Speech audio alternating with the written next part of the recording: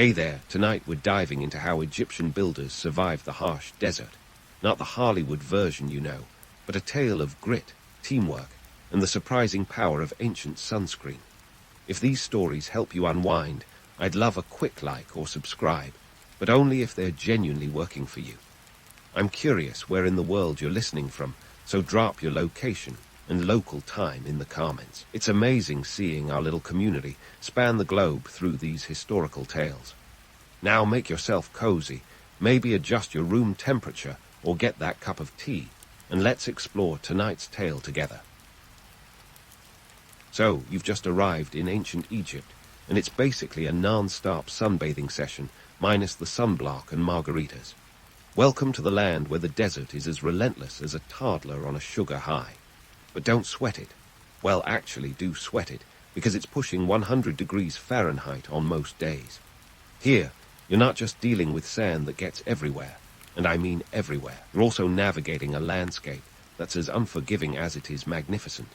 Now, let's talk about the Nile, because without it, you'd be about as lively as a dried fig. This river isn't just a body of water, it's the jugular vein of Egyptian civilization. Picture this, a 4,000-mile-long liquid highway that floods annually, soaking the land with nutrient-rich silt. This natural irrigation system makes the desert bloom like a botanical surprise party. Here's the kicker, this isn't just a happy accident. The Egyptians had their agricultural calendar down to a science, and they depended on the regularity of these floods like a teenager depends on Wi-Fi. The agricultural cycle was a 3-act play, Akhit, Peret, and Shemu. Akhit, the inundation season, kicked off when the Nile overflowed its banks, roughly from July to November. Then came Peret, the growing season, when the land was ripe for planting. Finally, Shemu, the harvest season, capped off the year. Miss a beat, and you're looking at famine, which, spoiler alert, is not a crowd pleaser. So, Egyptians built their entire economy, society, and lives around this cycle, with a precision that makes Swiss clocks look sloppy. But let's not get too carried away by this romantic vision of a river-fed utopia. Building massive pyramids and temples wasn't all just leisurely afternoon picnics by the Nile. The work was grueling, and the desert climate was as brutal as a reality show elimination. These builders, often skilled laborers, had to find ways to survive the scorching heat and the constant threat of dehydration. It wasn't enough to just sip some water and call it a day. You had to be strategic. They worked in shifts to avoid the midday sun, like an ancient version of flex time. And let's not forget the beer. Yes, beer. It was a staple of their diet, providing both hydration and calories. Talk about multitasking.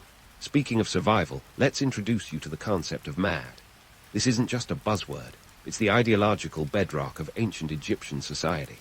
Ma'at represents truth, balance, order, harmony, law, morality, and justice. Basically, if the universe had a user manual, Ma'at would be it. For the builders, this wasn't just philosophical mumbo-jumbo. It directly influenced their work and how they organized labor.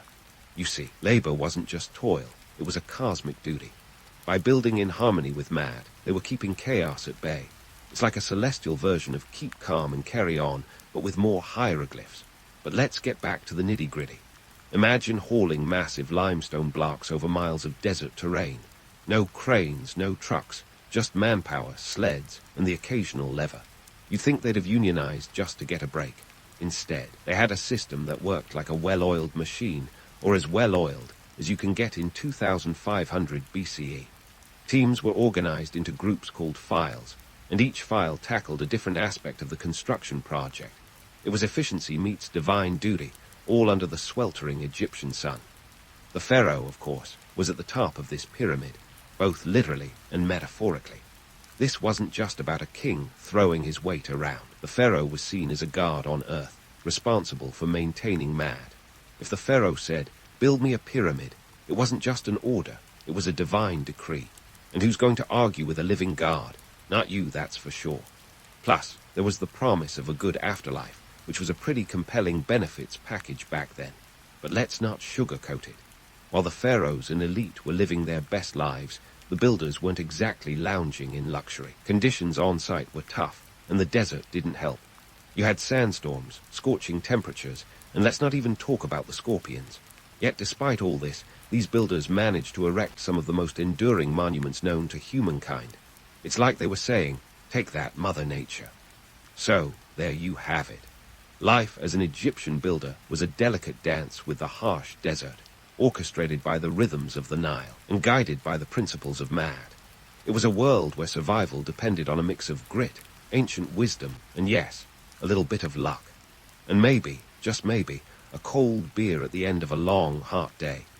Now, speaking of ancient job perks, let's dive into the nitty-gritty of pyramid construction logistics without getting sand in our shoes. Picture this, a well-organized workforce that would make even the best corporate team-building retreat look like amateur hour. Forget the Hollywood cliché of slaves toiling under the whip. The real story is far more interesting. You see, these builders were organized into a highly efficient system, not unlike a modern-day construction company. And yes, they were actually compensated for their labor. Sorry, Cecil B. DeMille, but the whole slave labor narrative is as outdated as a dial-up modem. The workforce was divided into permanent and temporary laborers. The permanent crew consisted of skilled artisans and craftsmen. Think of them as the rock stars of the ancient world, literally carving their legacy into stone. These skilled workers enjoyed a level of respect and social status that would have made them the envy of any aspiring influencer. Meanwhile, the seasonal laborers were drafted during the inundation phase of the Nile, when farming took a hiatus and the fields turned into a soggy, unworkable mess. So, what do you do when your farm's underwater? You join the Pyramid Project, of course. It was like a historical gig economy, minus the app. Now, let's talk numbers, because these projects didn't just run on sunshine and papyrus dreams. Estimates suggest that constructing the Great Pyramid of Giza required around 20,000 to 30,000 workers over a span of 20 years. That's a lot of packed lunches and water jugs, folks. And speaking of sustenance, these workers were well fed, consuming a diet rich in bread, beer, and onions. No, it wasn't the latest keto trend. It was practical nutrition. Beer, in particular, was a staple, not just because it's delicious, but because it was a safe source of hydration. After all, drinking straight from the Nile might give you more than just a splash of dysentery. Construction logistics weren't just about feeding the masses, though. The real genius lay in the organization. Workers were divided into groups called files, each consisting of about 200 men. These groups were further split into smaller units, all working in harmony like a human ant colony. It's like the ancient Egyptians invented team-building exercises long before corporate retreats were a thing. And let's not forget the innovation. They employed sleds to move those massive limestone blocks, sometimes lubricating the sand with water to reduce friction. A technique so simple yet effective, it's practically begging for a TED talk. And then there were the living conditions. You might think these laborers were crammed into sand-filled tents, but think again. Archaeological evidence reveals that they lived in purpose-built villages with barracks, complete with bakeries and breweries. That's right, breweries. As far as job perks go, it's hard to beat freshly baked bread and a pint of ale after a long day of hauling stones. These settlements weren't just functional. They were an embodiment of the social contract between the pharaoh and his people. You work for the divine ruler, and in return, you're housed, fed, and given a chance to partake in what was essentially a national project of cosmic significance. Let's also address the elephant, or should I say camel, in the room. The myth of slaves building the pyramids has been perpetuated for centuries, partly due to misinterpretations and a penchant for dramatic storytelling. But here's the truth. The workers were not slaves in the traditional sense. They were paid laborers who took part in something monumental, both literally and figuratively. It was a matter of national pride and religious duty. These builders were contributing to an eternal legacy that would outlast their mortal lives. A pretty compelling reason to get out of bed in the morning, wouldn't you say? So, what's the takeaway here? Well, it turns out that constructing pyramids was as much about logistics and organization as it was about muscle and sweat. The ancient Egyptians weren't just building tombs. They were laying the groundwork for a civilization that would be remembered millennia later. And they did it with a level of efficiency and ingenuity that would make even the most seasoned project manager tip their hat. So next time you hear someone casually dismiss the pyramids as the work of slave labor, feel free to drop some knowledge on them. Because, as it turns out, history is often far more complex. and fascinating than the myths that surround it. And there you have it, a glimpse into the world of ancient Egyptian construction, where the sand was hard, the beer was plentiful, and the work was a testament to human ingenuity and cooperation. But don't pack up your camel just yet. There's still more ground to cover in this journey through the past. Stick around as we unravel more mysteries and explore the remarkable feats achieved by a civilization that was truly ahead of its time. Stay tuned, because in the land of the pharaohs, the story never really ends. And speaking of stories that never end, let's dive straight into the murky, dusty trenches of pyramid construction. Because, let's face it, building these colossal structures was like playing a lifelong game of Tetris, but with heavier consequences if you got it wrong. First up, let's talk about the unsung heroes of Egyptian architecture. Limestone from Tura and granite from Aswan. These materials were the ancient equivalent of a celebrity power couple. Limestone was the pretty face, sourced from the Tura quarries, just a stone's throw or a few river bends from Giza. This fine white limestone was perfect for the outer casing of the pyramids, making them gleam like giant sundials under the relentless Egyptian sun. Meanwhile, granite was the muscle, hauled all the way from Aswan, some 800 kilometers south. This stuff was reserved for the interior chambers and the sarcophagus, because even a pharaoh's eternal resting place needed a solid foundation. Now, I know what you're thinking. How did they move these massive stones without bulldozers or a few thousand oxen? Well, buckle up, because this is where ancient Egyptian engineering shows its flair. Picture sleds, simple wooden contraptions that look like they belong in a child's playroom. Except these sleds were hauling multi-ton stones across the desert. By pouring water on the sand in front of the sled, the Egyptians reduced friction, making it easier to slide those behemoths along. It's like inventing a primitive slip and slide, but for rocks, and without the fun splash at the end. But wait, there's more. The Nile wasn't just a source of life and a handy calendar. It was their ancient Yuba for stone delivery. Those massive blocks were floated up and down the river on barges, taking advantage of the current and some good old-fashioned rowing. It's like the Egyptians knew how to work smarter, not harder. Thousands of years before that became a corporate mantra. The journey from Aswan to Giza was no leisurely cruise, though. It required meticulous planning and coordination, much like any good road trip, minus the playlist and snacks. And let's not overlook the logistics involved in this Herculean task. A single block of granite could weigh up to 80 tons. That's heavier than a tank, folks. The Egyptians would carve these blocks with copper tools, a feat in itself, given that copper isn't exactly synonymous with durability. This was labor that required precision, patience, and a lot of elbow grease. Forget about your fancy diamond-tipped blades. These folks were essentially shaping history with the prehistoric equivalent of butter knives. Now, let's take a moment to appreciate the irony of these ancient delivery systems. While today we complain about a 2-day shipping delay, these guys were orchestrating a supply chain that spanned hundreds of kilometers, all without GPS or a single spreadsheet in sight. The only thing more impressive than their logistical prowess was their sheer determination. They didn't have the luxury of saying, "Hey, we'll do it tomorrow." Every day was a race against time, weather, and the whims of the Nile.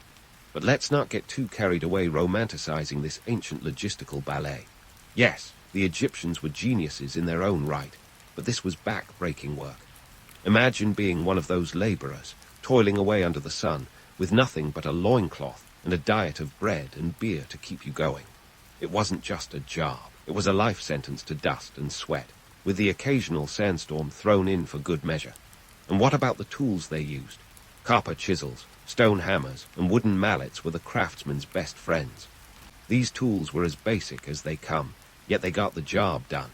It's a testament to human ingenuity that with such rudimentary equipment, they could achieve such precision. It's like trying to write a symphony with a kazoo and a tambourine and somehow pulling it off. Now, while we're breaking down myths, let's address the idea that these feats were accomplished with some kind of mystical help. Aliens, anyone. While the notion that extraterrestrial beings lent a hand is entertaining, it's about as plausible as a camel winning a foot race. The truth is, these achievements were the result of human sweat, clever engineering, and a religious fervor that saw building as a cosmic necessity. In the grand scheme of things, these pyramids weren't just tombs. They were statements. They proclaimed the pharaoh's power, the society's unity, and the civilization's belief in an afterlife that justified such monumental efforts. It's a narrative that blends ambition with existential dread, the perfect cocktail for getting things done, ancient Egyptian style. As we wrap up this segment, remember, the pyramids stand not just as wonders of the ancient world, but as reminders of what humanity can achieve when driven by a mix of divine purpose and relentless pragmatism. And while we might marvel at their grandeur, it's the sweat-stained, sunburnt backs of those builders who deserve our admiration. They didn't just build structures, they built a legacy, one limestone block at a time. So, stick around. There's still more sand to shake out of our sandals and more mysteries to uncover. Because in the land of the pyramids, the past is always present, and the story never truly ends. With our sandals still dusted with grains of history, let's dip our toes into the everyday life of an ancient Egyptian builder. Spoiler alert, it's no vacation at the Red Sea Resort. These guys weren't just laying stones, they were laying the foundation for a society that was as complex as it was ancient. And if you think they were just a faceless mass of labor, think again. This is where human grit meets divine decree and social hierarchy, where every limestone block carries the weight of 1,000 untold stories.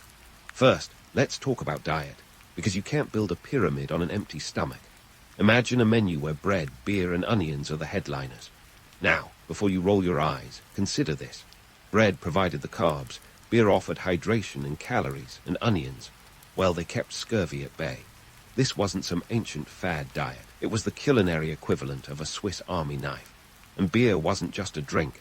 It was an ancient energy drink, minus the neon cans and dubious ingredients. It's estimated that a single worker consumed about a liter of beer per day. Forget your fancy protein shakes. This was the real liquid gold. Living conditions weren't exactly 5-star, but they were a world away from the harsh, romanticized vision of slavery. Builders lived in purpose-built villages like Deir el-Medina, complete with barracks, bakeries, and you guessed it, breweries. These settlements were a far cry from the makeshift camps you might imagine, offering a semblance of stability in a world ruled by the sun and sand. The builders were housed and fed, a deal that was more enticing than toiling away on an isolated farm. It was a society where labor was a cosmic duty, and every stroke of a chisel was a tribute to Mad, the divine order of things. Speaking of order, let's dive into the social hierarchy, because it wasn't just the pyramids that had layers. At the top, you had the master craftsmen and overseers, the rock stars of the construction site.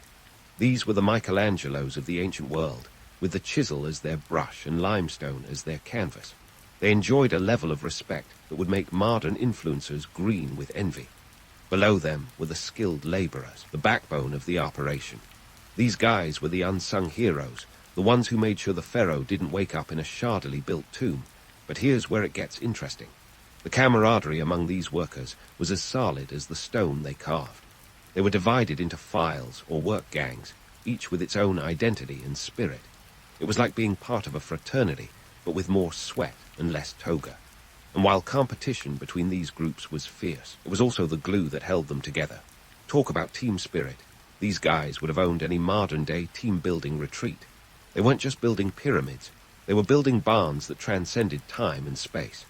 Now, let's debunk a romantic myth, the idea of a united, harmonious society working in perfect sync. Sure, the Egyptians had a thing for order, but beneath that facade was a society as complex and fraught with tensions as any modern one. There were disputes over wages, living conditions, and working hours, issues that would feel right at home in a 21st century boardroom. The workers even went on strike. In one notable instance during the reign of Ramses Roman III, builders downed tools until they were paid their overdue rations. It was the ancient version of a labor movement, minus the picket signs and social media hashtags. And let's not get too misty-eyed about the whole everyone pitching in for the glory of Egypt narrative. This was a society where social status was as rigid as the statues they erected. The pharaoh might have been the living guard, but the guards didn't exactly trickle down to the bottom rungs.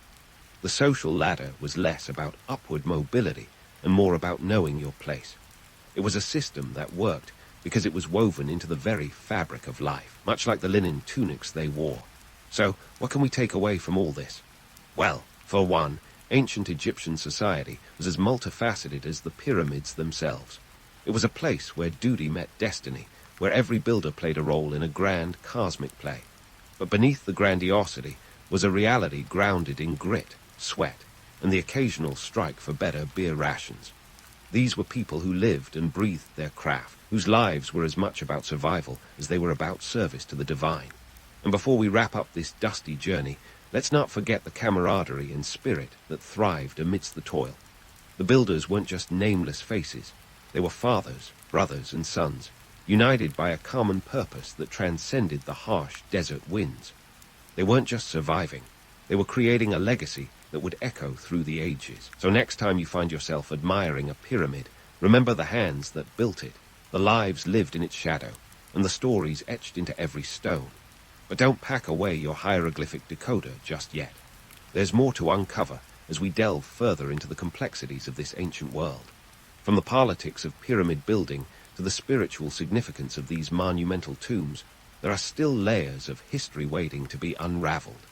So stick around, because in the land of the pharaohs, the past is never truly past, and the story is far from over. So, as we dust off the sands of the past and step back to admire these ancient feats of engineering, it's worth asking, what did all this sweat and stone stacking actually achieve? Spoiler alert, a legacy that echoes through the ages like a particularly persistent earworm. You see, the builders of the pyramids didn't just leave behind monuments. They left a blueprint for human ambition and ingenuity. Let's start with the obvious. The pyramids are not just tourist magnets. They're the ultimate mic drop in the history of architecture. These structures have stood for over 500 years, defying time, weather, and the occasional overzealous archaeologist. And while your modern skyscraper might boast its height or eco-friendly design, the pyramids had something else, a gravitational pull on the human imagination. Who else could convince future generations that they were built by aliens or a lost civilization? That's marketing genius, ancient Egyptian style. But let's dig deeper than the limestone facades. The legacy of these builders is also etched into the very fabric of Egyptian society. By constructing these monumental tombs, they laid the groundwork for a civilization that was as much about the art of living as it was about the afterlife. The pyramids were a testament not just to the pharaoh's power, but to the collective will of a society that believed in something greater than itself. It's like they were saying, we were here, and we mattered, even if it was in a language that took us millennia to decipher. Speaking of lasting impact, let's not ignore how these ancient projects influenced modern engineering. The precision of these ancient architects set a benchmark that continues to awe and inspire. Take the Great Pyramid of Giza. It's estimated that its sides are aligned to the cardinal points with an error margin of just a fraction of a degree. Try pulling that off without CAD software and a laser level. It's no wonder that modern architects and engineers look to these ancient wonders with a mix of admiration and jealousy. And while we're on the subject of modern marvels, let's not forget the Suez Canal, the Aswan High Dam, or the Burj Khalifa, all feats that owe a nod to the Egyptians' legacy of turning vision into reality, one stone block at a time. These projects remind us that the pursuit of building big is as eternal as the pyramids themselves, driven by the same blend of human endurance and creativity. But let's not gloss over the gritty reality behind the grandeur. The romance of the pyramids often overshadows the grueling labor, the calloused hands, and the lives spent under a merciless sun. Yet, it's this very struggle that makes their accomplishment all the more remarkable. The workers weren't just building tombs. They were crafting a narrative that would outlive their own stories. It's the ultimate human paradox, a quest for immortality rooted in the ephemeral. This mix of ambition and adversity is something we see mirrored throughout history. From the medieval cathedrals of Europe to the skyscrapers piercing modern cityscapes, there's a timeless drive to leave a mark that outlasts the mortal coil. It's a pursuit that speaks to a fundamental human desire, to be remembered, to matter, to transcend. Now, let's bring it all home with a nod to the builders themselves. These weren't just laborers, they were artisans of legacy. Their work wasn't just a job, it was a calling, a cosmic duty woven into the social and spiritual fabric of their time. And while we might chuckle at the thought of them sipping their daily beer ration under the sweltering sun, It's a reminder that history isn't just a series of events. It's a tapestry of human experiences, each thread contributing to the whole. So what's the takeaway? In a world obsessed with the next big thing, perhaps there's something to be learned from looking back. The pyramids teach us that true greatness is built on the shoulders of those willing to endure, innovate, and believe in something bigger than themselves. They remind us that while time may erode stones, it can't erase the impact of human ingenuity and determination. And as we wrap up this historical deep dive, let's remember that the story of the pyramids is far from over. They continue to challenge our perceptions, inspire our ambitions, and remind us of the timeless dance between human creativity and the relentless sands of time.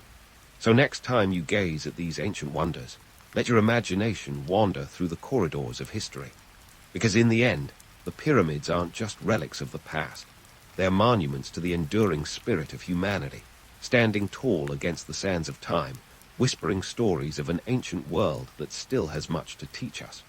And with that, let's close the curtain on this chapter of history. But don't worry, there are plenty more tales to uncover, more mysteries to unravel, and more legacies waiting to be explored.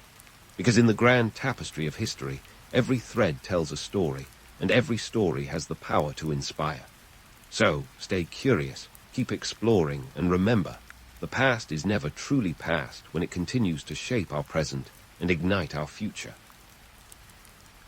In the early 15th century, nestled in the rolling hills of northeastern France, a little village called Domremy was home to about 200 souls living their lives in the usual medieval fashion, farming, praying, and dodging the occasional English soldier. Among these villagers was a young girl named Joan, who would later make headlines in ways that even the most imaginative medieval scribe couldn't have predicted. Now, life in Domremy wasn't exactly a medieval Instagram story. The village, with its 200 inhabitants, about the size of a modern-day high school, was a place where everyone knew everyone else's business. It was an era when France was embroiled in the 100 Years' War, a catchy name for a series of conflicts that dragged on for an exhausting 116 years. Talk about a war overstaying its welcome. Economically, things were tough. The Black Death had swept through Europe like an unwanted guest, leaving behind a drastically reduced population and a lot of empty fields. The remaining folks, including Joan's family, were peasants. They worked the land, paid taxes that would make modern accountants weep, and generally tried to survive the chaos that was 15th century France. Joan herself was born around 1412. Precise dates were a bit of a luxury back then, much like good dental care. As a child, she was raised on a steady diet of church teachings and tales of saints and miracles. Religion wasn't just a Sunday affair, it was the very fabric of life. And in a time when Google was just a funny sound, people turned to divine guidance for answers. But Joan, she took things to a whole new level.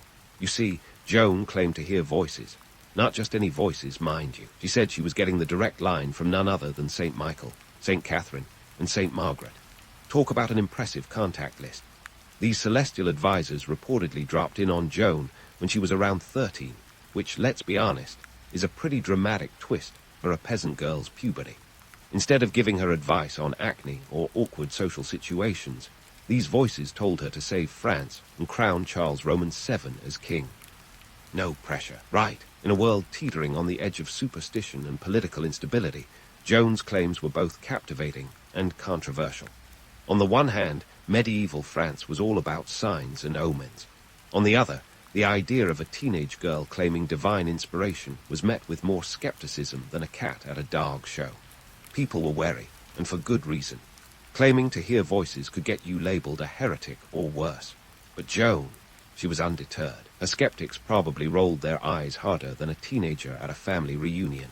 But Joan was convincing, and charisma isn't something you can easily dismiss. She had the kind of determination that could make a mule look flexible. Plus, considering the political mess that was France at the time, perhaps a divine messenger was precisely the kind of radical twist the country needed.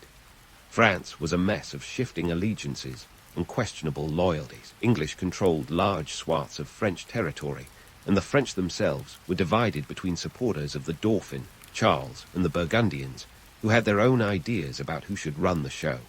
It was a soap opera of power struggles, betrayals, and the occasional battlefield melodrama. Joan, however, was unfazed by the geopolitical chaos. She believed her voices were telling her the truth, and that truth was simple. She was going to help Charles become king. It's worth noting Charles Roman VII wasn't exactly in a position to turn down help, divine or otherwise. At the time, he was a dauphin without a crown, and his legitimacy was about as solid as a sandcastle during high tide.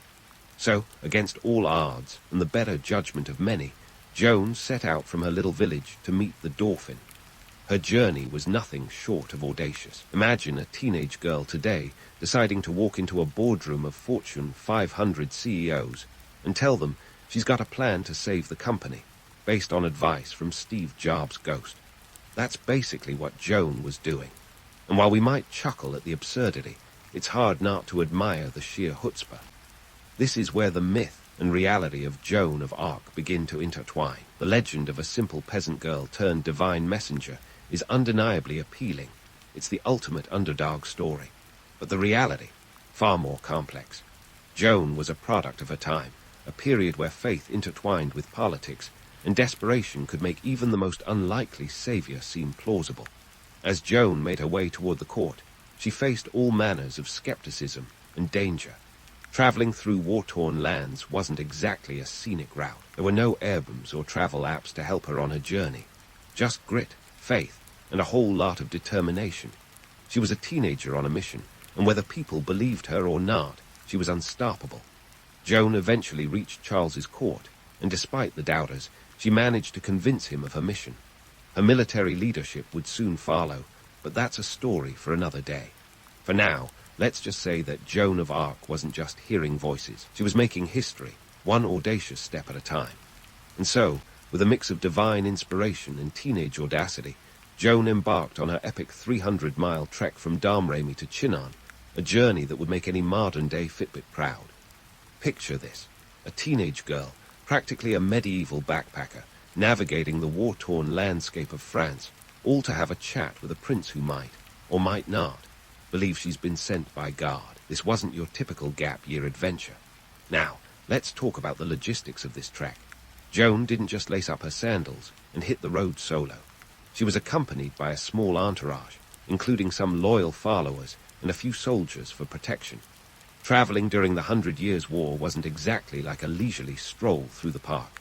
Think more along the lines of a cross-country road trip with no GPS, bandits lurking at every turn, and the occasional enemy soldier who'd love nothing more than to make you a prisoner of war. But Joan, she just kept marching, propelled by a sense of purpose that even the most cynical knight couldn't dismiss. The political stakes of Joan's journey can't be overstated. France was in a precarious position, with the English holding vast territories and the French unity as fragile as a soap bubble. Charles Roman VII, or the Dauphin, as he was known at the time, was in desperate need of a win. His legitimacy was questioned, his allies were wavering, and he was about as close to a throne as a middle manager is to being CEO. Enter Joan, the wild card with a divine endorsement, ready to shake things up. But why would anyone, let alone a prince, take advice from a teenage girl with zero military experience? Good question. The short answer is desperation. Joan's claims, while outrageous, came at a time when the French were grasping at straws. And let's be real, stranger strategies have been employed in history. Besides, in a world where miracles and saints were as much a part of daily life as bread and cheese, Joan's divine mission had a certain appeal. If she could rally troops and inspire hope, it was worth hearing her out. After all, when your kingdom's at stake, even a peasant girl might hold the key to victory. Upon reaching Chinon, Joan was subjected to a series of tests as rigorous as they were bizarre. Charles, understandably skeptical, needed assurance that Joan wasn't just a well-meaning fraud or, worse, an English spy. So, he pulled a classic switcheroo, hiding among his courtiers to see if Joan could pick him out without knowing his appearance. The stakes were high, and the tension in the room could be sliced with a dagger. But Joan, with her unshakable faith, walked right up to Charles and identified him without hesitation. Talk about dramatic flair. But the tests didn't stop there. Charles's advisors, a mix of priests and noblemen, grilled Joan on her divine mission like she was auditioning for a medieval reality show. They questioned her visions, her intentions, and probably her sanity. Yet Joan held her ground, delivering her story with the confidence of a seasoned diplomat. Her conviction was contagious, and for a court desperate for hope, she was a beacon of divine promise. What's fascinating here is the court's willingness to entertain Joan's claims. It wasn't just about her charisma or the novelty of her story. It was about the socio-political cocktail of the time, a blend of superstition, political desperation, and the human tendency to latch onto anything that might offer salvation. Joan was both a product and a player in this complex game, and her timing was impeccable. The courtly tests, though humorous in hindsight, were deadly serious. Joan's success in navigating them wasn't just a testament to her faith. It was a reflection of the chaotic landscape of 15th century France. She embodied the hope of a nation, a teenage girl with more grit than most seasoned warriors, challenging the status quo with nothing but her conviction and her voices. In the end, Joan's journey to Chinon wasn't just a physical trek. It was a symbolic crossing from obscurity into the annals of history. Her meeting with Charles Roman VII marked the beginning of her transformation from peasant girl to military leader, a metamorphosis that would defy both medieval norms and modern expectations. As she stood before the prince, Joan wasn't just asking to be heard. She was demanding a place in the grand narrative of France's salvation. And so, as Joan prepared to take on the English, the stage was set for one of the most remarkable chapters in history. She was a teenage girl with no formal training, yet she was about to lead an army in the name of a prince whose crown was as elusive as a mirage. But for now, let's leave Joan poised on the brink of legend, ready to step into her role as the Maid of Orleans, with the world watching and history waiting to be written. The next phase of her journey would not only test her faith, but redefine what was possible in a world governed by men and might. With the stage set for Joan's audacious debut on the military scene, France awaited a miracle, and frankly, they needed one like a fish needs water. The Siege of Orleans, a pivotal moment in the 100 Years' War, was dragging on like a bad medieval soap opera. The city's fate was crucial. Its loss would mean a massive boost for the English and a morale-crushing defeat for the French. Enter Joan, with her divine heartline and a plan to turn the tide. Let's not sugarcoat it. The Siege of Orleans was about as glamorous as a mud bath. The city had been under siege since October 1428, and by the time Joan arrived in April 1429, food supplies were lower than a snake's belly. The English had encircled the city with a series of fortifications that made any French relief attempt feel like a game of whack-a-mole, with actual stakes. Joan's arrival wasn't just a tactical maneuver. It was a shot of adrenaline to a demoralized army and a starving populace. The French forces were weary, their spirits as battered as their armor. Enter Joan, dressed in a suit of armor that, despite myths, was definitely not invincible. I mean, medieval armor wasn't forged with divine intervention. It was just steel, vulnerable to all sorts of unpleasantness like arrows and bad weather. But enough about the fashion of war. Joan's real impact was psychological. The French saw her as a beacon of hope, a living symbol of divine favor. Her presence was like a rallying cry, reminding everyone that, hey, maybe they weren't doomed after all. It's hard to quantify morale, but Joan's effect was as real as the mud in the trenches. Suddenly, the French were less like dispirited defenders and more like a rejuvenated force ready to take on the world, or at least the English. Now, Joan wasn't just a mascot. She was also an active participant in planning and executing strategies. Her military acumen, while not textbook, was fueled by intuition and unyielding resolve. She advocated for aggressive tactics, urging the French to launch direct assaults on the English fortifications. Her strategy was as bold as a lion in a room full of gazelles. The campaign to lift the siege was a series of engagements that tested the mettle of both sides. The English, entrenched in their forts, were as stubborn as a boulder in a stream. But Joan's influence was transformative. Under her guidance, and with fresh determination, the French forces began a series of attacks to dismantle the English defenses piece by piece. Let's pause for a moment to consider the cost of war. The 100 Years' War wasn't just a battle of swords and arrows. It was an economic drain that made a black hole look thrifty. The siege itself was a financial black hole, with both sides hemorrhaging resources at an unsustainable rate. The French crown was strapped for cash. taxing its subjects to the point of rebellion. Imagine trying to fund a war while your economy is as fragile as a house of cards in a windstorm. It's a testament to desperation and resilience that they managed to keep going. Back to the battlefield, Joan's strategy paid off. The decisive moment came on May 7, 1429, when the French launched a full-scale assault on the English-held fort of Les Tourelles. Joan, the teenager with the heart of a dragon, led from the front lines. Forget the myth of unscathed armor. She was wounded by an arrow. Yes, even divine messengers can bleed. But instead of retreating, Joan pulled a move over, Wonder Woman, and urged her troops to press on. Her courage was contagious, and the French forces captured the fort, turning the tide of the siege. The next day, the English, faced with dwindling supplies and the realization that they were up against something more than just a ragtag army, decided to withdraw. The siege was lifted, and Joan, once a mere peasant girl, had become the Maid of Orleans, a title that would echo through the ages. But let's not get too misty-eyed over the legend. The siege wasn't a single-handed victory.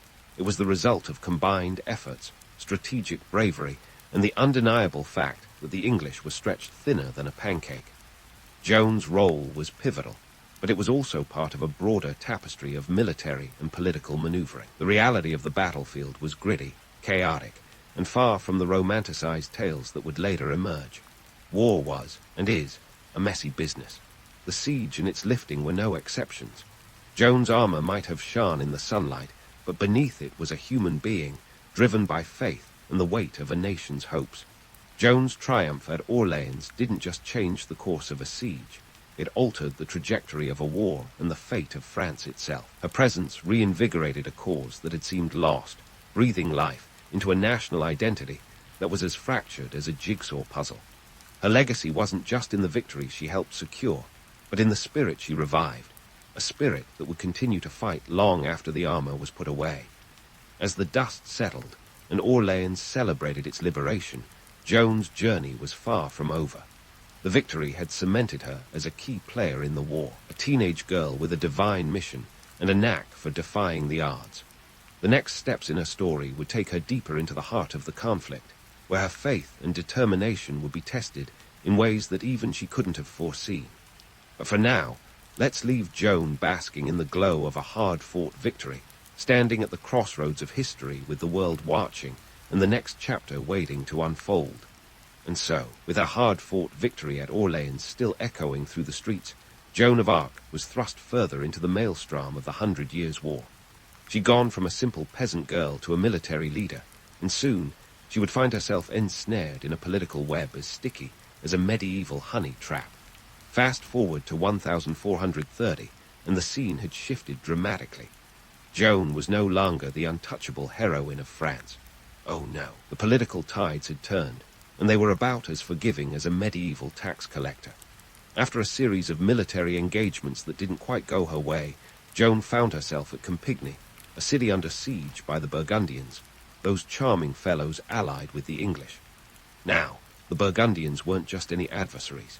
They were the frenemy to end all frenemies, once allies of the French crown, now neck-deep in English alliances. Think of them as the medieval equivalent of a fair-weather friend. When Joan attempted a sortie to break the siege, she was captured by the Burgundian forces. Talk about a plot twist worthy of a Shakespearean drama, only with fewer soliloquies and more sharp, pointy things. Joan's capture was a political goldmine for the Burgundians and the English. They had snatched the very symbol of French resistance, and you can bet they were ready to make the most of it. Forget about chivalry or noble ransom. This was a power play of epic proportions. The price of betrayal, a whopping 10,000 livres, which was more cash than most people saw in a lifetime back then. To put it in perspective, that was enough to buy around 3,000 sheep or 100 war horses, definitely not pocket change. Once in enemy hands, Joan's fate was sealed tighter than a knight's card piece. The English, ever the opportunists, were eager to discredit her. They needed to undermine the myth of the maid, and what better way than a trial for heresy? After all, nothing says, "We fear you," quite like a good old-fashioned witch hunt. The trial itself was a spectacle of absurdity.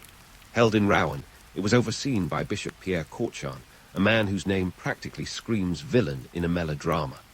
The charges against Joan were as flimsy as a house of cards built on a windy day. Was accused of everything from cross-dressing to sorcery, her crimes as varied as they were ludicrous. Let's put things in perspective. The accusation of cross-dressing might seem trivial today, but in the 15th century, it was a big deal. Joan wore men's clothing for practicality and safety.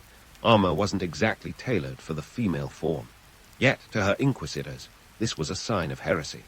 They saw her refusal to adhere to gender norms as a challenge to the divine order, a medieval equivalent of clutching pearls.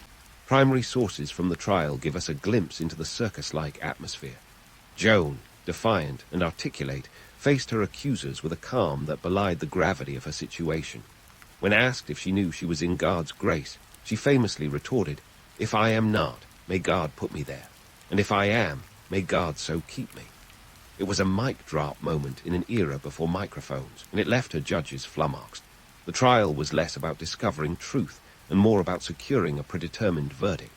In the grand theatre of medieval justice, Joan was both the star and the scapegoat.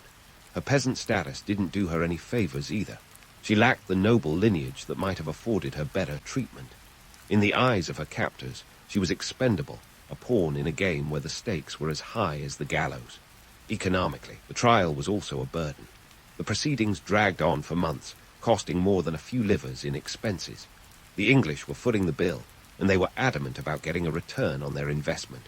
The trial was a means to an end, dismantling the myth of Joan and reinforcing English claims to the French throne. Despite the farcical nature of the trial, Joan's resolve never wavered. She stood by her visions, her mission, and her guard, even as the noose tightened. Her courage in the face of overwhelming odds was as steadfast as it was tragic.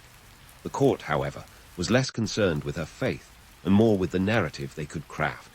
They wanted a confession, a recantation, anything to strip Joan of her symbolic power. In the end, Joan was condemned as a heretic, a fate sealed by a combination of political necessity and ecclesiastical rigidity. Her execution was scheduled for May 30, 1431, and it was as grotesque as it was inevitable. The cost of political expediency was the life of a teenage girl whose only crime was believing too fervently in her mission. As the flames consumed the scaffold, Joan's legacy was far from extinguished. She was a martyr in the making, a symbol of resistance whose story would outlive the machinations of her enemies. But for now, let's leave her in the pages of history, her trial a stark reminder of the perils of politics and the power of conviction. There's more to come in Joan's story, a posthumous journey that will see her rise from the ashes like a phoenix in armor. But that's a tale for another day, when history will have its chance to reckon with the legacy of Joan of Arc. Joan of Arc's flames had barely cooled when her story began its most unexpected chapter, the rewriting of her narrative. Her death in Rouen was intended to be the neat end to a troublesome chapter, the closing of a book no one in power wanted to read again. Yet, like an author's work that finds a cult following posthumously, Joan's life began to resonate in ways her captors never anticipated. In the immediate aftermath of her execution, Joan was little more than a cautionary tale, a reminder of what happened when the lines between faith and fanaticism blurred. The English and their allies wanted her forgotten, a mere footnote in the saga of their claim to the French crown. Yet in France, her memory lingered like a haunting melody, refusing to fade away. The French, ever the champions of a good underdog story, began to see Joan not as a heretic, but as a martyr, a symbol of defiance and national pride. The irony of Joan's posthumous journey is that while she was tried and executed as a heretic, her life story began to creep into the French consciousness as a tale of divine inspiration. It's as if the more the English wanted her erased, the more her image was etched into the French psyche. By the 1450, after the French had rallied and driven the English from their soil, minus a stubborn Calais, Joan's legacy was ripe for a makeover. She was no longer just the Maid of Orleans. She was becoming the embodiment of French resilience. Fast forward to 1456, and we see the first act of historical revisionism. Charles Roman VII, the very king Joan had helped crown, ordered a retrial. Now, this wasn't out of some deep sense of justice or guilt. It was pragmatism.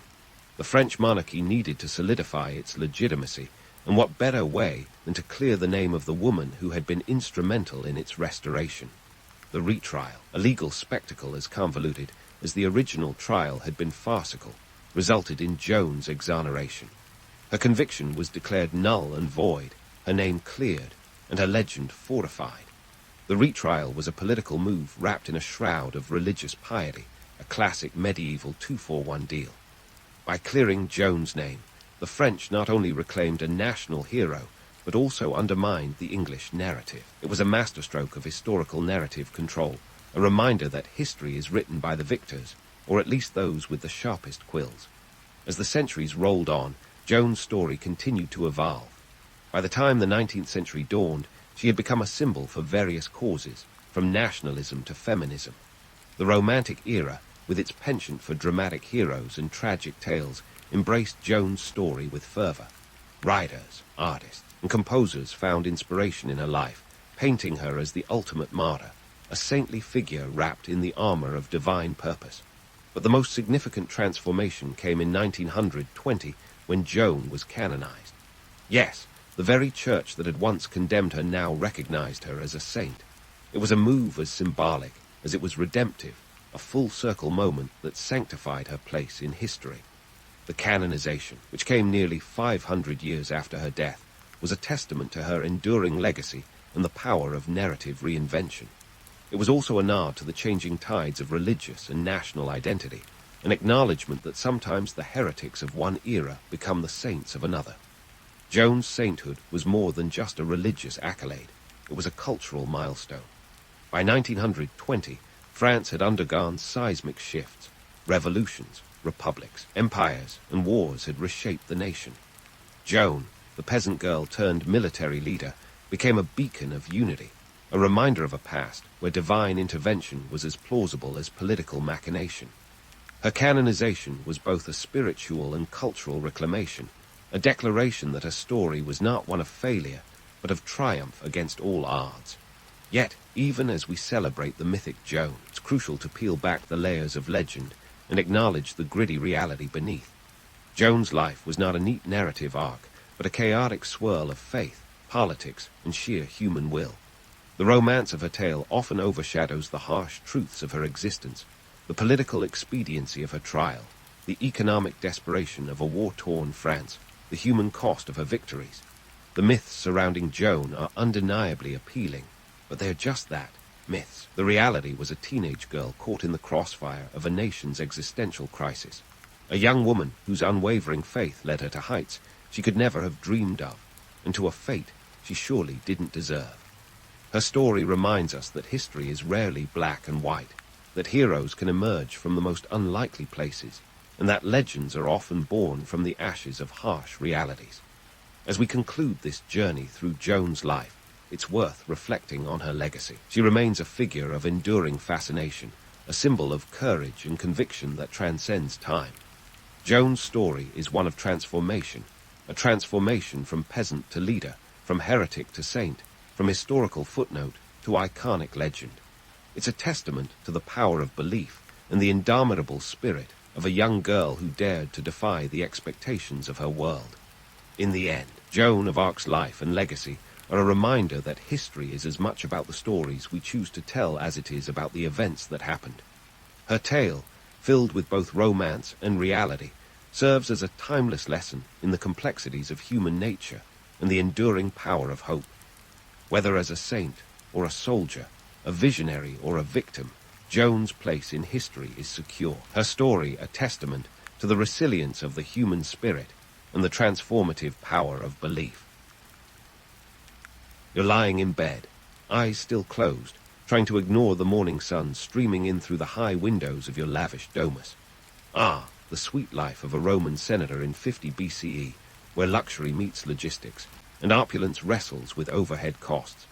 As you stretch out beneath the finest Egyptian linens, a gift from your last diplomatic escapade, it's hard not to feel a pang of anxiety about the fiscal black hole that is your estate. Now, before you get too comfortable, let's chat reality. You might be a mover and shaker in the Roman Republic, but you've got bills to pay, and it ain't cheap to keep the villa running like a well-oiled chariot. Maintaining a household isn't just about hosting decadent dinner parties for the who's who of Rome. Nope, it's a balancing act of economic gymnastics, and you're the star performer. For starters, there are the slaves, around 50 of them, maybe more, depending on how generous you were with your latest conquests. They're the backbone of your household, taking care of everything from cleaning to managing your extensive vineyards. But they don't come free. Each slave costs you around 1,000 sesterces, give or take, and that's just the initial investment. Factor in daily upkeep, and you might start seeing why even a senator's purse strings can feel the strain. Speaking of sesterces, let's get down to brass tacks. You're not just any senator. You're one of those who likes to flaunt a bit, basking in the Roman elite glow. That means your domus isn't just a home, it's a statement. Marble columns, intricate mosaics, and a garden that makes the hanging gardens of Babylon look like a potted plant. All these luxuries come at a cost, and while your annual income might hover around 100,000 sesterces, a chunk of it evaporates faster than a Roman summer puddle just to keep up appearances. And here's where things get spicy. The romanticized view of Roman life paints it as all toga parties and gladiatorial grandeur. Yet, beneath the polished surface, it's a society teetering on economic disparity. For every senator like you, living the high life, there are countless plebeians scraping by. It's a harsh reminder that the gap between rich and poor isn't just a modern hiccup, it's a historical mainstay. As you sip your morning pasca, a mix of vinegar and water that somehow passes for a beverage, you're not just fueling your day, you're sipping on a tradition that's as old as Rome itself, enjoyed by both senators and soldiers alike. It's a small yet potent reminder of the interconnectedness of Roman life, where even the most mundane details are woven into the grand tapestry of history. While you ponder these economic realities, the clamor of the city begins to seep through the walls. Rome, always bustling, always alive. The cries of merchants, the clatter of hooves on cobblestones, and the distant cheers or jeers from the forum where politics play out like a never-ending stage drama. You might be a part of that drama later today, but for now, you're content to let the city's hum serve as your morning soundtrack. Yet, as you rise and get ready to face the day, you can't help but wonder about the social stratification that makes your life both enviable and burdensome. In a world where status is everything, the pressure to maintain it is relentless. You're expected to be not just a leader, but a benefactor, a role model, a paragon of virtue. And let's be honest, that's a lot of hats to wear, even for someone with your extensive wardrobe. As you slip into your senatorial toga, an outfit that screams power and prestige, you're acutely aware of the eyes that will follow you throughout the day. Each fold of fabric, each dyed border, a testament to your place in society. Yet beneath the pomp and circumstance, there's a reality check. The toga, as grand as it is, doesn't hide the truth. It's expensive to be you. And while the romance of Roman life is intoxicating, the hangover of its economic demands is palpable. So, as you step out into the atrium, ready to greet the day, remember this. Being a Roman senator is about more than just basking in the glow of power. It's navigating a labyrinth of responsibilities, expectations, and yes, a whole lot of sesterces. And with that, you're off, into the heart of Rome, where history is being written, one decision at a time. As you step into the bustling streets of Rome, toga draped just so. It's not just clothing, it's a status update. You're heading straight for the beating heart of the Republic, the Forum. Ah, the Forum Romanum, where every cobblestone has a story, and every corner hides a conspiracy. Think of it as the ancient world's version of a political cocktail party, minus the hors d'oeuvres but with extra hemlock. The Forum is where the wheeling and dealing happens, where friendships are forged, and then shattered faster than you can say, et tu, brute. Here, alliances are as fragile as a late-night toga after too much Falernian wine. On any given day, you might find Cicero, that eloquent orator with a penchant for verbosity, trying to win support for another of his grandiose schemes. Don't let his silver tongue fool you. In politics, eloquence is just as important as having a well-placed dagger. But let's talk about the Senate, your home away from your opulent home. This esteemed body is like the ultimate gentleman's club, except instead of cigars and brandy, you've got scrolls and scandal. Officially, the Senate's role is to advise the consuls and manage the Republic's vast affairs, from declaring war to managing finances, all the way down to deciding which festivals get the most funding. Spoiler alert, It's not the one with the least wine. Now, we can't talk politics without a nod to the myth of Roman democracy. You see, the Republic likes to paint itself as a beacon of democratic virtue, but let's not get too carried away. The reality is more like a members-only affair. The general populace, the plebs, don't exactly get a say in the day-to-day dealings. Sure, they get to vote for tribunes and participate in the occasional assembly, but these events are more about pageantry than power. It's like giving someone a toy sword and telling them they're ready for battle. In this political circus, the real power lies in the hands of a few wealthy families. These patrician dynasties have been pulling strings since Romulus had his first argument with Remus. They are the ones who decide who gets to wear the purple-bordered toga and who gets to play the role of political puppet. To them, the masses are just a backdrop, not the main event. As you navigate through the forum, exchanging nods and winks with fellow senators, you can't help but notice the whispering cliques, each group huddled together like conspirators in a Shakespearean drama, plotting the next move in their game of political chess. It's all about who you know. Your network of alliances is your lifeline. And in a place where alliances shift faster than the Tiber's current, you've got to be savvy. Roman law is another beast entirely. It's a labyrinthine system, a patchwork of statutes, decrees, and traditions that even the most seasoned senator struggles to navigate. But it's not just about knowing the laws. It's about knowing how to bend them to your advantage.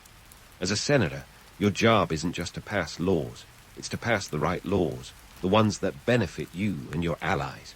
Because in this political game, altruism is often just a facade. Despite the complexity, or maybe because of it, the myth of Roman law as the foundation of Western legal systems persists. And while there's truth to that, it's worth remembering that the laws of the Republic were as much about maintaining the status quo as they were about justice. The 12 Tables, for instance, might have laid the groundwork, but they were as much about protecting the interests of the elite as they were about equality before the law. As you wander the forum, you're acutely aware of the social stratification that defines your world. The senators, equestrians, plebeians, and slaves each have their place in the societal hierarchy, an unspoken rulebook that governs every interaction. And while the plebeians might occasionally rise up and demand representation, like during the famous conflict of the orders, the victories they achieve are often symbolic gestures rather than seismic shifts in power. Yet, the allure of the forum is undeniable. It's a place where history is made, where the future of the Republic is debated and decided. And as you stand there, amidst the marble columns and bustling crowds, you can almost feel the weight of history pressing down on you. You're part of something bigger than yourself, a legacy that stretches back centuries and will continue long after you've shuffled off this mortal coil. As the sun begins to dip below the horizon, casting long shadows across the forum, you realize that in this ancient city, the past is never far away. It's woven into the very fabric of daily life, a constant reminder that in Rome, the more things change, the more they stay the same. And as you head back to your domus, the echoes of the day's debate still ringing in your ears, you can't help but wonder what tomorrow will bring in the ever-turning wheel of Roman politics. As you saunter back to your domus, the day's political machinations still rattling in your head, it's time to shift gears from governance to gastronomy. Yes, we're talking about lunch, but in Rome, it's not just about stuffing your face. It's a full-on social performance. Forget about grabbing a quick sandwich. This is Rome, where even a midday meal can feel like a theatrical production, complete with a cast of characters and an audience. Now, let's set the stage. Lunch, or prandium, as you call it, isn't just a pit stop between political powwows. It's an opportunity to rub elbows with your fellow senators, share a few strategic whispers, and maybe even broker an alliance or two. The convivium, or banquet, is the Roman equivalent of networking over cocktails, minus the tiny umbrellas, and with a lot more garum, a fish sauce that's the ancient world's answer to ketchup. In the grand tradition of Roman dining, you're not just eating, you're indulging in a symphony of flavors and textures. The menu might include exotic delicacies like dormice stuffed with herbs, or if you're feeling particularly decadent, a flamingo tongue or two. Yes, you heard that right. Flamingo tongue. Because when you're a Roman senator, why settle for chicken when you can go full-on avian aristocracy? But before we get too carried away with images of opulent feasts fit for a Caesar, let's inject a dose of reality. Not every Roman meal is a bacchanalian orgy of excess. For the average citizen, lunch often consists of simple fare. Bread, olives, maybe a bit of cheese if you're feeling fancy. While senators like you might revel in the culinary equivalent of a 5-star review, the average plebeian's lunch is more like a 3-star Yelp rating, and that's being generous. Here's where we bust a myth or two. The romanticized view of Romans lounging around on couches, nibbling grapes while being fanned by servants, is mostly the stuff of Hollywood fantasies. Sure, the elite might occasionally enjoy such luxuries, but for most, lunch is a functional affair. It's less about indulgence and more about necessity, fuel for the afternoon's exertions, whether that's debating in the forum or toiling in the fields. And speaking of fields, let's not forget the economic engine behind these meals. The Roman diet is heavily reliant on imports. Grain from Egypt, olives from Hispania, and wine from Gaul fill the tables of Rome, creating a network of trade that binds the Republic together. It's a logistical marvel, but also a reminder of the Republic's dependency on its provinces, a precarious balance that could tip at any moment. As you recline on a dining couch, because chairs are so plebeian, you're not just savoring the flavors of the empire, you're participating in a ritual as old as Rome itself. The act of dining together, of sharing food and conversation, is a cornerstone of Roman culture. It's a place where political alliances are solidified, where rivalries are both kindled and extinguished, and where the social order is as palpable as the aroma of roasted meats. And while we're on the subject of myths, let's talk decadence. Sure, there are tales of emperors throwing lavish banquets with peacock brains and nightingale tongues, but these are exceptions, not the rule. The reality is that for every over-the-top feast, there are countless modest meals, where the focus is less on extravagance and more on efficiency. Remember, even the most opulent feast is just one missed grain shipment away from famine. As the meal progresses, you can't help but notice the conversation ebbing and flowing like the Tiber itself. Discussions range from the mundane to the monumental, from the latest scandal in the Senate to the price of olive oil. Each topic is a thread in the tapestry of Roman life, woven together over the clinking of goblets and the clatter of serving dishes. Yet, with all this talk of food, let's not overlook the drink. Wine is the lifeblood of Roman dining, and no meal would be complete without it. But unlike today's sommelier-curated experiences, in Rome, wine is often mixed with water, spices, or even honey, a concoction that might raise an eyebrow or two at your local wine bar. It's less about taste and more about the ritual, a liquid testament to Roman ingenuity, and let's be honest, their penchant for overindulgence. Convivium isn't just a meal. It's a microcosm of Roman society, a reflection of its hierarchies and its ambitions. As the last of the dishes are cleared away and the conversations begin to wane, you're left with a sense of the Republic's complexity, a society that thrives on both the simple and the sublime, a culture that celebrates both the mundane and the magnificent. So, as you rise from the table, stomach full and mind buzzing with the day's discussions, you're reminded that in Rome, even the simplest act of sharing a meal is imbued with meaning.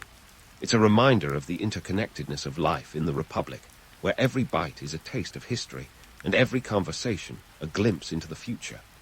As you prepare to re-enter the bustling world outside, the echoes of the convivium linger in your mind. It's a world where the past and present collide, where every meal is a celebration of the Republic's strength and a reminder of its vulnerabilities. And with that, you're off again, into the heart of Rome, where the next chapter of history awaits, ready to be written with the ink of politics and the spice of life. And with that postprandial buzz still humming through your veins, it's time to dive headlong into the afternoon's agenda, legal matters and estate management.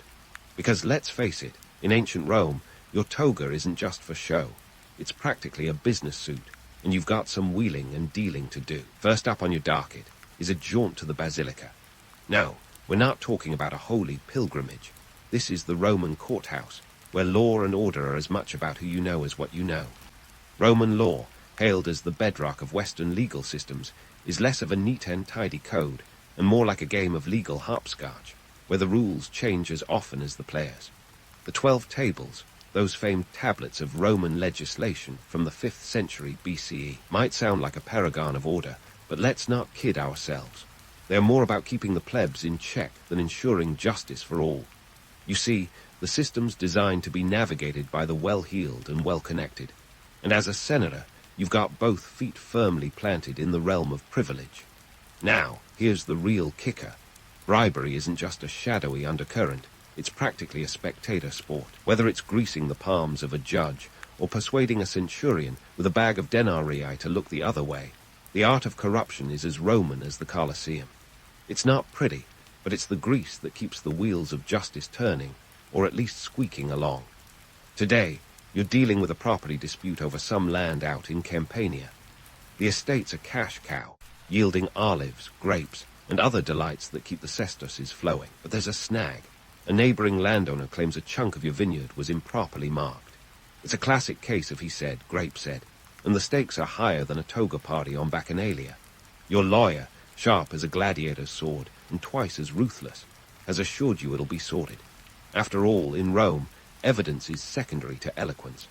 A well-placed speech, a few character assassinations, and maybe a little something extra in the praetor's palm should do the trick. It's a harsh truth. In the courtroom, justice often bows to the highest bidder. But hey, when in Rome, right, while you're at it, let's tackle the estate management. Ah, the joys of ancient accounting. Running an estate isn't just about lounging under olive trees. It's about balanced sheets and ledgers that would make a modern accountant break out in a cold sweat. You've got expenses to track, labor costs. Don't forget, those 50 slaves need to eat, and maintenance on your sprawling properties. The estate in Campania, just a short 120 miles south of Rome, is one of several you own. Each is its own microeconomy, producing goods that not only bolster your wealth, but also keep Rome's trade arteries flowing. Olive oil, wine, grain, all essential for the Republic's voracious appetite and your financial bottom line. Of course, managing these holdings requires more than a keen eye for agriculture. It demands a strategic mind for trade negotiations. You're constantly in talks with merchants, haggling over prices, securing shipments, and ensuring your goods reach the bustling markets from Ostia to Britannia.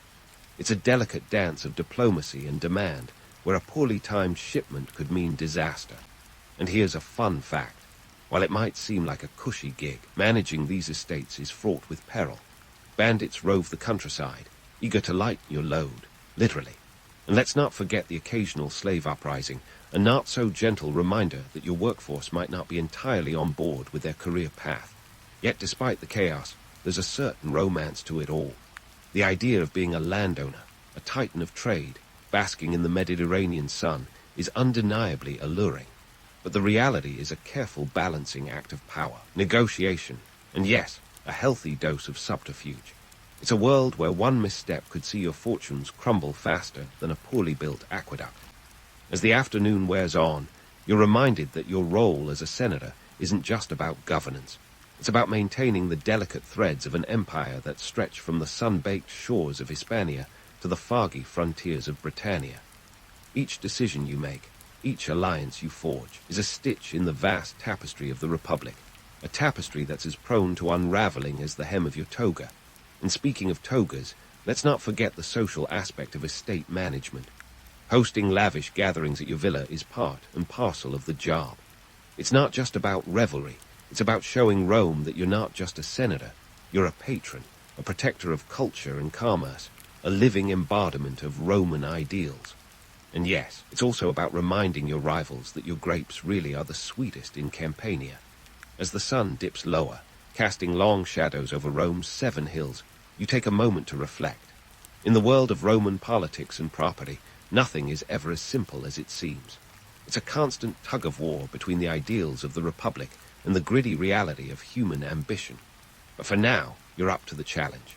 After all, you are a Roman senator, and in this city, that counts for everything. So, as you wrap up another day of legal maneuverings and estate dealings, remember that in Rome, power isn't just about who you are, it's about what you control. Land, law, and legacy are the trinity that defines your world, a world that's as treacherous as it is tantalizing. And with that, you head back to your domus, the future of the Republic still waiting to be written, one cestus at a time. And as you head back to your domus, the bustle of a Roman senator's life still swirling in your mind, you realize there's one more stop before the day bows out, the public baths. Now, don't picture some solitary dip in a private pool. The Roman baths are the ancient world's social media platform, minus the selfies, but with all the gossip. Step into the Thermae, Rome's answer to a modern wellness retreat, and you're not just going for a scrub. You're diving headfirst into the social whirlpool. The baths are a grand equalizer, where the toga comes off and everyone, senators, plebeians, and even some of the wealthier slaves, rubs shoulders quite literally. For a few precious hours, the hierarchy of Roman life becomes a little more fluid. Picture the scene. You, stripped of your senatorial garb, are suddenly just another Roman citizen, albeit one with a keen eye on the political chessboard. The baths aren't just about cleanliness, though that's a nice bonus. They are the hub of Roman networking, where deals are made and intrigues are hatched amidst the steam and suds. Each pool, from the frigidarium's chilly embrace to the caldarium's sauna-like swelter, is a stage for conversation. The cost of entry, a mere quadrans, a pittance for you, but an investment for many. It's here that you might overhear a juicy tidbit about a rival's latest misstep, or a whisper of a plot brewing in some shadowy corner of the Republic. Let's not romanticize this too much, though. Sure, the baths offer a chance to relax and reconnect, but they're also an exercise in public relations. You're not just washing away the grime of the day, you're scrubbing up your public image. It's a delicate balancing act of showing just enough humility to be approachable while subtly reminding everyone of your elevated status. It's a reminder that in Rome, even leisure is a political act. And while we're at it, let's debunk a few myths. The idea that Romans were obsessed with cleanliness is only partly true. Sure, they loved their baths, but they also had a casual relationship with hygiene that would make modern germaphobes faint. Communal bathing might have been the norm, but the water wasn't exactly pristine. Think of it as a lukewarm soup of humanity, where the soap might sometimes be more symbolic than effective. After your soak, it's time for the piece de resistance of the day, a dinner party, or ****. This isn't just about filling your belly, it's a full-blown theatrical production with you as both host and lead actor. Hosting a **** is your opportunity to solidify alliances, woo potential supporters, and maybe even dazzle a few skeptics. But remember, in Rome, culinary excess isn't just acceptable, it's expected. The dining room, or ****, is a scene straight out of a gastronomic fever dream. You've got couches arranged in a U-shape, perfect for lounging Roman style, and a menu that reads like a roll call of extravagance. Roasted boar, honeyed dates, and for the adventurous, the infamous stuffed dormice. And yes, that's real, the ancient equivalent of serving escargot to impress your guests. But before you get carried away with the opulence, let's ground this in reality. The myth of Rome's endless banquet is just that, a myth. While the elite might enjoy these decadent feasts, for most Romans, dinner is a far more modest affair. Bread, porridge, and the occasional piece of meat are the staples for the average citizen. Your **** is a display of power as much as palate, a reminder to all that you're a senator with the means to indulge. This is where the social dynamics really come into play. *** is as much about conversation as it is about cuisine. You're not just eating, you're engaging in a verbal sparring match, where wit and wisdom are the main courses. The guest list is carefully curated, each invite a calculated move in the game of politics. It's a chance to probe the intentions of allies, gauge the loyalty of friends, and perhaps even sow a little discord among rivals.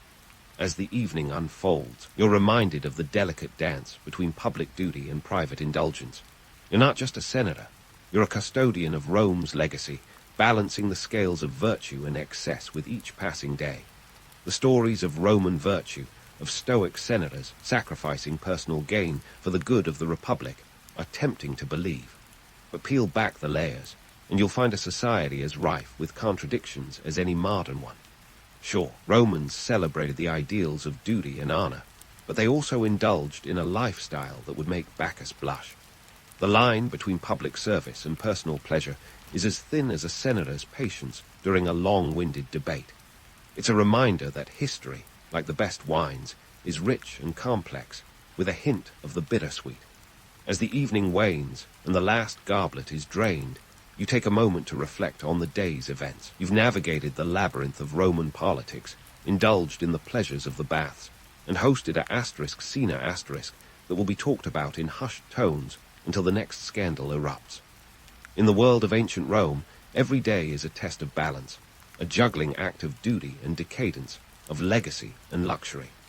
And as you prepare to retire for the night, the echoes of the day's conversations still ringing in your ears, you're left with a sense of participation in something greater than yourself.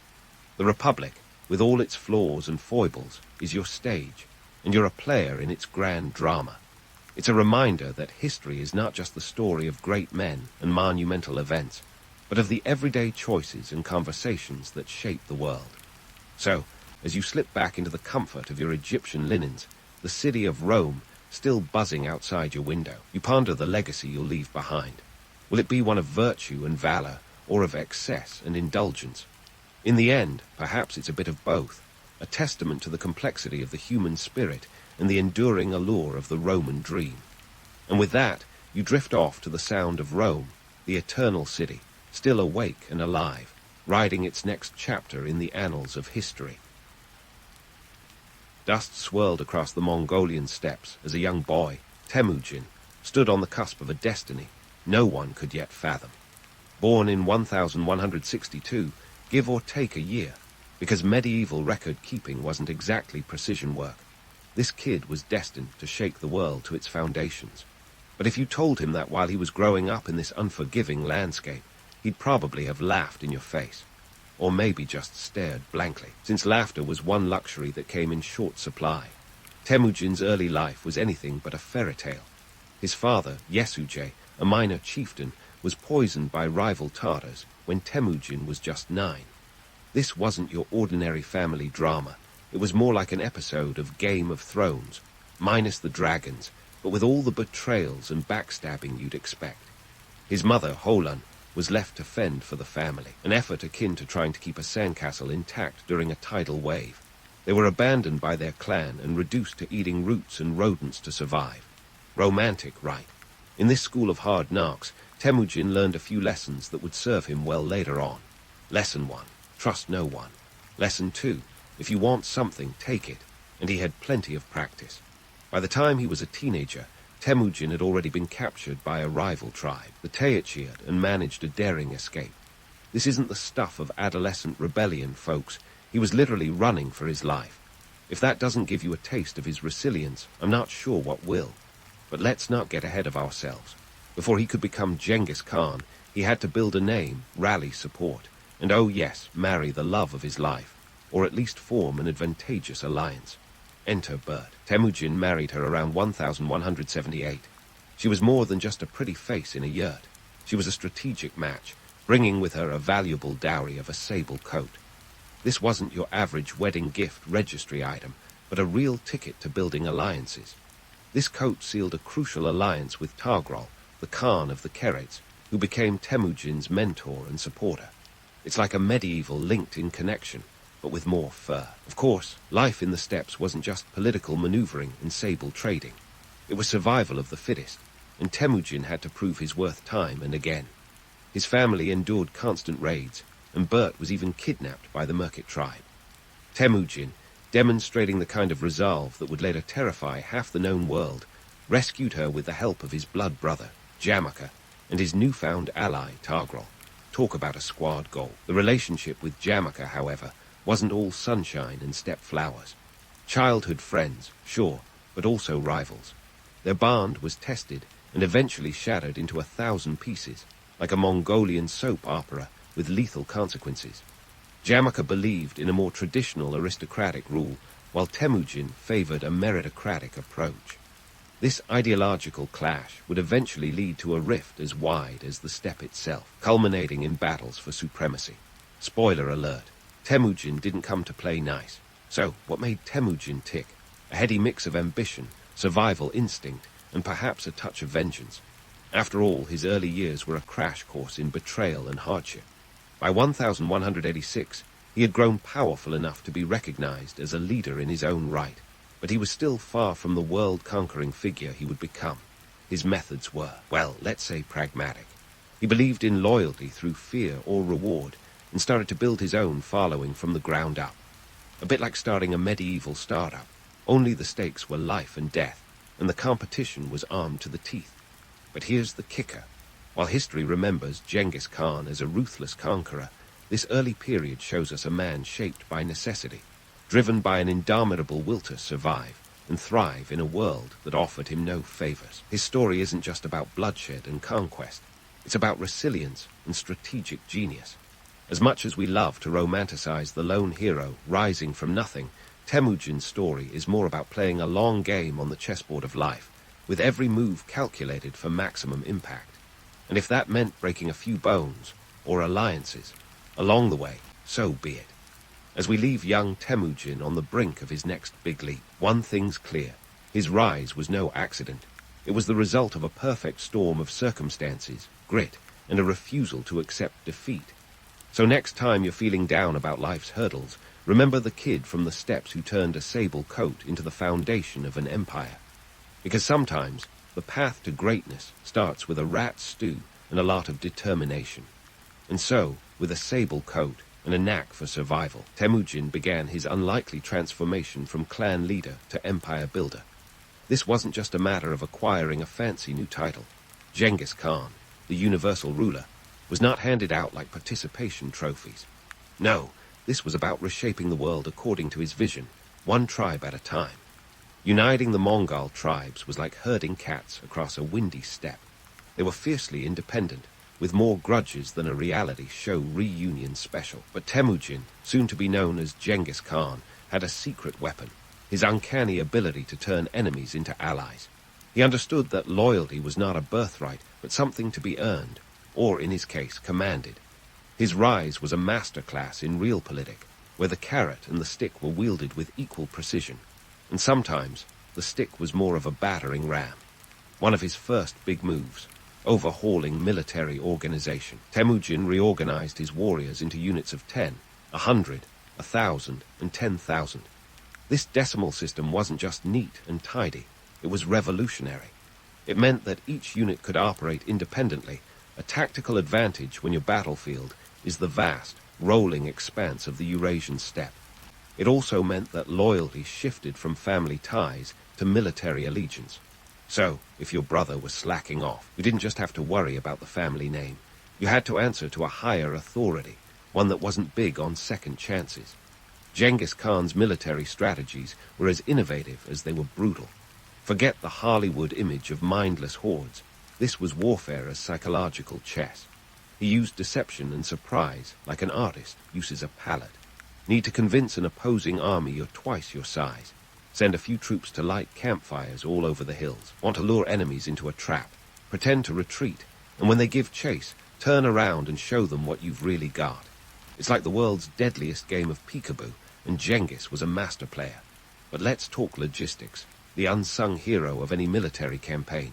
Maintaining an empire that spanned from China to Eastern Europe required more than just brute strength. Enter the Mongol postal system, the Yam.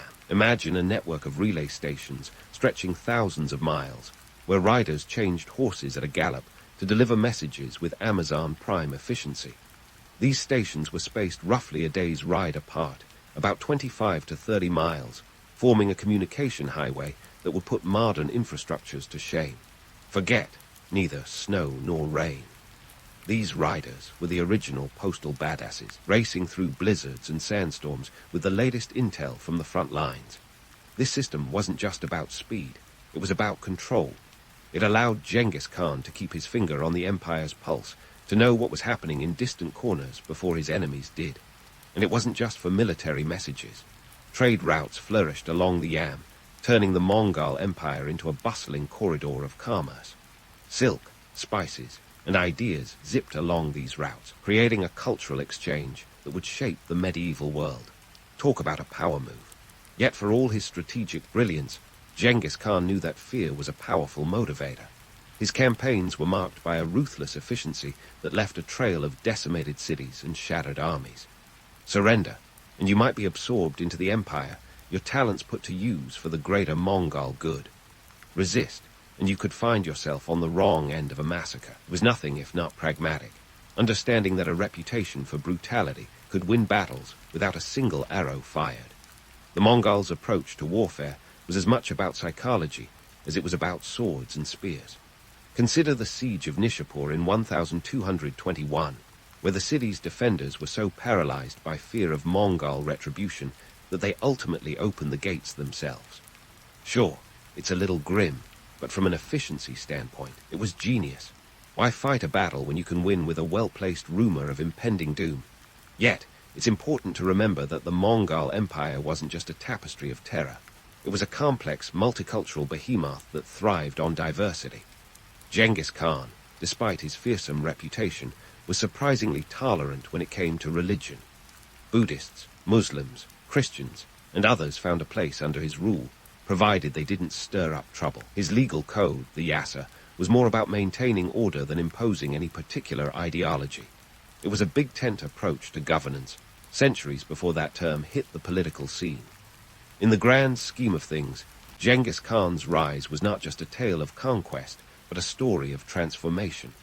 He took a fractured world, and through a mix of charisma, cunning, and calculated cruelty, forged an empire that would last long after his death in 1227.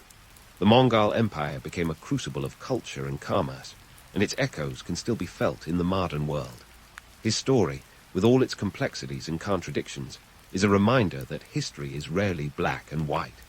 It's a swirling mix of ambition, innovation, and the occasional sable coat. So, as we pause here on the cusp of Genghis Khan's greatest triumphs, remember that what he built was more than just an empire of force. It was an empire of ideas, of connections, and of a vision that forever changed the course of human history. And while the romance of the lone rider on the steppes is hard to resist, the reality is far richer and infinitely more compelling. Stay tuned, because the story of the Mongol Empire is just getting started. As the curtains rise on the Mongol Empire's golden era, let's take a stroll through the vibrant tapestry of life under Genghis Khan's rule, where the Pax Mongolica did a surprising thing. It made peace profitable. If you're picturing serene yurt villages and happy merchants sipping tea under the Mongol sun, hold that thought. While there was a smattering of cross-cultural cumbaya, it was more about calculated coexistence than a love fist. The Pax Mongolica, roughly spanning the 13th and 14th centuries, was a time when the Mongols transformed from relentless raiders to savvy statesmen, flipping the script from conquest to commerce. This peace wasn't just the absence of war. It was a deliberate strategy to keep the empire's coffers brimming. Imagine a medieval free trade zone stretching from Beijing to Baghdad, where trade routes hummed with activity and merchants became the rock stars of the day. The Silk Road, that ancient highway of goods and ideas, became the Mongol Empire's lifeline.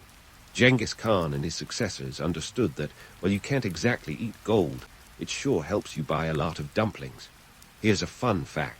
The Mongol Empire at its height covered about 15 million square miles, roughly the size of Africa. That's a lot of ground to cover, and the Mongols did it with an efficiency that would make Swiss watchmakers weep with envy. The empire's command over the Silk Road meant that caravanserais, those ancient rest stops for traders and their camels, sprang up like medieval motels, offering a safe haven from bandits and the elements.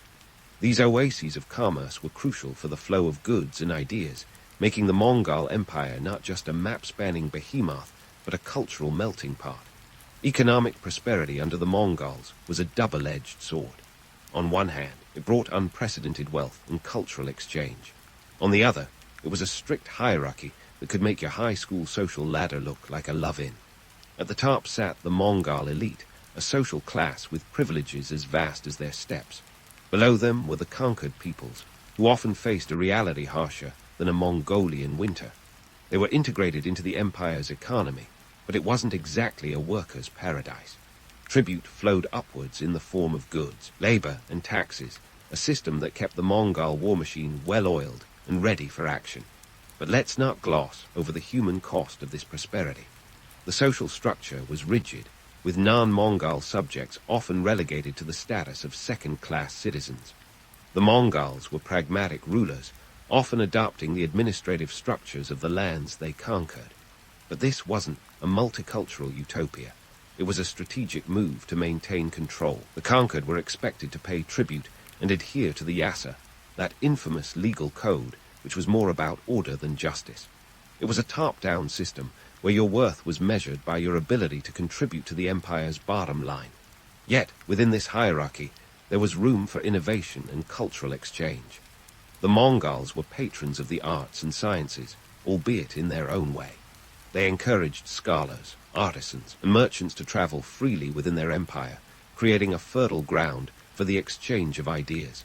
It's said that the Mongol court even had a penchant for Chinese inventions like paper money and gunpowder, which they used to great effect in administration and warfare, respectively.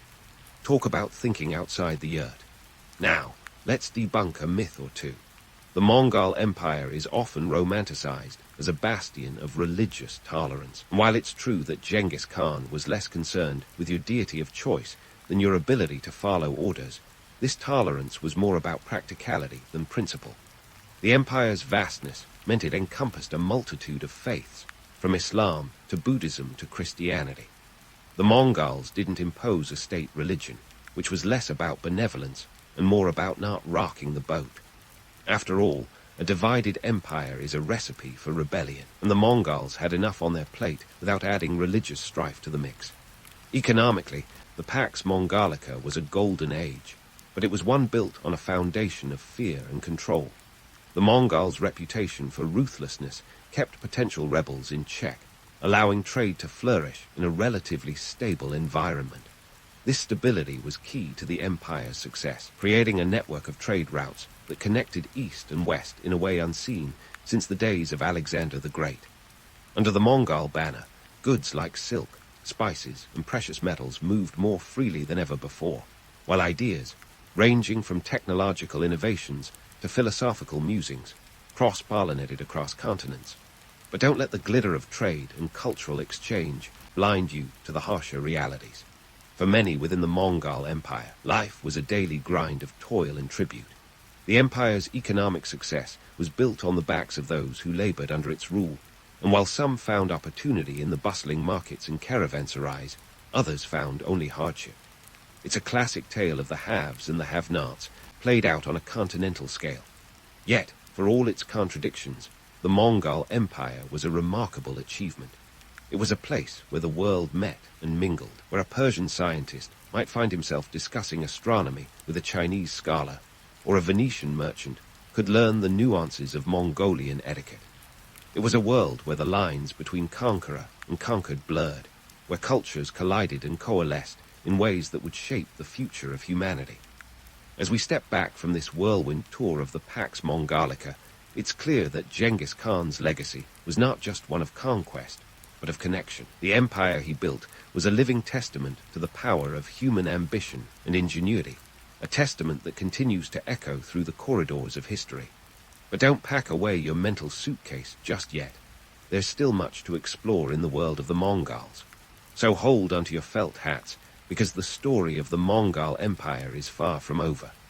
As the dust settles on the sprawling Mongol Empire, let's dive into the murky waters of Genghis Khan's legacy, a tale that's equal parts myth and reality, brutality and brilliance. His rule is often depicted as a whirlwind of violence, and while Genghis certainly wasn't handing out peace lilies, there was more to his empire building than sheer force. Let's start with the elephant in the yurt, Genghis Khan's supposed love of bloodshed. The man did have a penchant for making a dramatic entrance, and his conquests left more than a few bloody footprints. Cities like Nishapur and Baghdad felt the full brunt of his wrath, with death tolls so high that they make your average action movie look like a picnic. Some estimates suggest that up to 40 million people died during the Mongol campaigns, which was about 10% of the world's population at the time. That's a statistic that makes even the most hardened history buff wince. But was Genghis Khan the unbridled sadist of legend? Not quite. While his reputation as a ruthless conqueror was well earned, it was also part of a larger strategy. Psychological warfare was his bread and butter, convincing opponents that resistance was futile could save Mongol lives and resources. Why waste arrows when you can win with a well-timed scare tactic? The promise of annihilation was often enough to open city gates without a siege. It was a chess game with cities as pawns, and Genghis played to win. Now, let's flip to the other side of this tumultuous coin. Policies of tolerance that might seem surprising given his fearsome reputation. Genghis Khan was remarkably open-minded when it came to religion. He didn't care if you bowed to Buddha, prayed to Allah, or worshipped under a Christian cross, as long as you didn't challenge his rule. This policy wasn't born out of some enlightened humanitarianism, but from a pragmatic understanding that religious strife was bad for business. A unified empire was a prosperous one, and a prosperous empire could fund more conquests. See the cycle. Another facet of his rule that might catch you off guard is his meritocratic approach to leadership. In a world where bloodlines were often the ticket to power, Genghis Khan rewrote the rules. He promoted based on ability, not ancestry, a revolutionary concept in a time when nepotism was as common as horse dung on the steppe. If you could shoot a bow, strategize a battle, or manage a caravan, you might find yourself with a cushy position in the Mongol hierarchy, regardless of your origins. This approach was key to his military success, creating a loyal and efficient command structure that was the envy of the medieval world. But did these policies of merit and tolerance contribute to the Mongol Empire's eventual unraveling? You bet your last piece of silk they did. You see, Genghis Khan was a singular force of nature, but no empire can last on the back of one man alone. After his death in 1227, the empire's unity began to fray like an old Mongolian felt hat. His descendants inherited a realm that stretched from the Pacific Ocean to the Caspian Sea, but they also inherited the seeds of its downfall. The meritocracy that once empowered capable leaders became a breeding ground for infighting. Everyone wanted a piece of the empire, and with Genghis gone, there was no longer a towering figure to keep the squabbling Khans in check. The religious tolerance that had been a unifying force during Genghis's lifetime turned into a divisive one as different factions sought to impose their own beliefs. The empire's sheer size made it nearly impossible to govern, and maintaining the kind of centralized control Genghis had wielded was a Herculean task. The Yam postal system could only do so much, and the communication lines that once kept the empire connected became tangled in the squabbles of ambitious rulers. Economically, the empire's prosperity was both a blessing and a curse. The wealth generated by trade routes and tribute payments kept the empire's machinery running smoothly, but it also created a target for external enemies and internal power struggles. Wealthy territories became pawns in a game of empire chess, and the balance of power shifted with each move. The Mongol Empire was like a giant jigsaw puzzle, and once the pieces began to shift, it was only a matter of time before the whole picture fell apart. Yet, for all the chaos that followed Genghis's death, his legacy endures. The Mongol Empire was a crucible of cultural exchange, and its impact on the world stage is undeniable. It was a place where ideas flowed as freely as goods, where a Persian poet could find inspiration in the Mongol court, and a Chinese engineer could revolutionize warfare with gunpowder. The lines between conqueror and conquered blurred in this great melting pot, creating a tapestry of human experience that would shape the future. So, as we ponder the myths and realities of Genghis Khan's reign, remember that history is not a simple tale of good versus evil. It's a complex narrative woven from ambition, pragmatism, and the occasional act of brutality. Genghis was a leader who understood the power of fear and the potential of tolerance, a man whose policies were as much about survival as they were about conquest. His empire was a testament to the heights of human achievement and the depths of human folly, a reminder that the past is never as straightforward as it seems. But don't close the history book just yet. There's more to explore in the sprawling saga of the Mongol Empire, more stories to unravel, and more myths to challenge. So stay tuned for the next chapter, where we'll delve deeper into the intricate web of alliances and betrayals that define the Mongol world after Genghis Khan. The story's far from over, and trust me, you won't want to miss what's coming next. And so we press on, navigating the labyrinth of history's twists and turns, as the Mongol Empire's footprint continues to shape the world in ways both glaring and subtle. Genghis Khan's legacy is like a double-edged sword, sharp enough to carve out empires, yet balanced enough to draw fine lines of cultural influence that persist to this day. Let's dive into how his empire left a mark on the geopolitical map and the cultural canvas of our modern world. First up, the geopolitical ripples that Genghis Khan set in motion. The Mongol expansion reshaped Asia and Europe in such a seismic way that even tectonic plates might have felt a bit envious. By the time of his death in 1227, Genghis Khan had laid the groundwork for an empire that would eventually cover nearly 15 million square miles. That's about 16 times the size of Texas, or roughly the combined area of modern-day China, India, and much of Eastern Europe. This wasn't just a land grab for the sake of real estate. It was a strategic move that altered the political landscape of two continents. The Mongol Empire's reach created a new world order, albeit a tumultuous one, by unifying the nomadic tribes and setting his sights on the sedentary civilizations of China, Persia, and Eastern Europe. Genghis Khan didn't just conquer territories, he connected them. This vast network facilitated the flow of goods, knowledge, and yes, even the occasional plague across continents. The Silk Road, that ancient artery of commerce, became the empire's lifeline, tying east to west in a way that would lay the groundwork for globalization. It's ironic that a man who spent his life on horseback could be credited with one of the earliest examples of a global economy. But it wasn't just about trade routes and territory. The Mongol conquests had a lasting impact on the political structures of the regions they touched.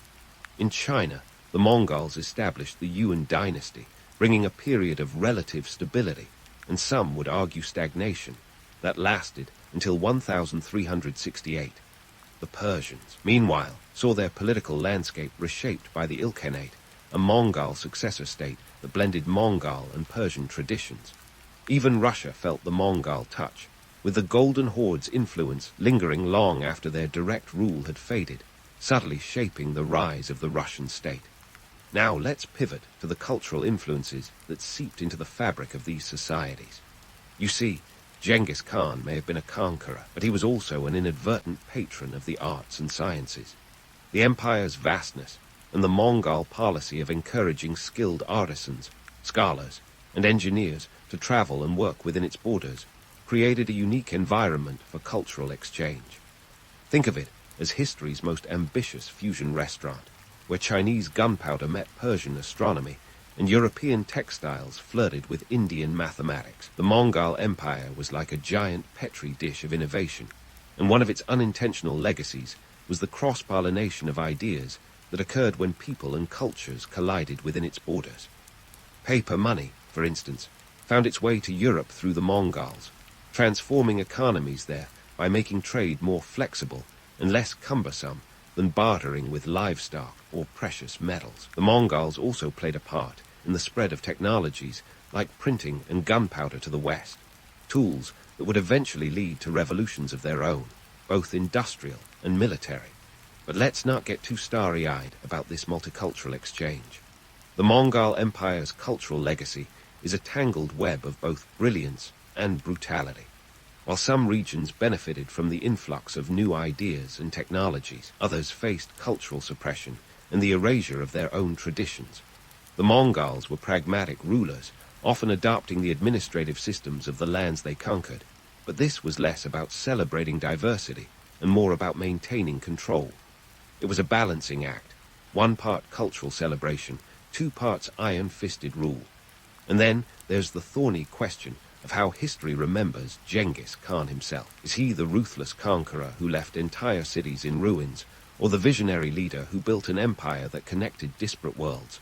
The truth, as is often the case with history's most complex figures, lies somewhere in between.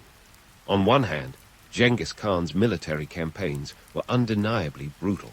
His tactics of fear and psychological warfare left a legacy of destruction and death that can't be ignored.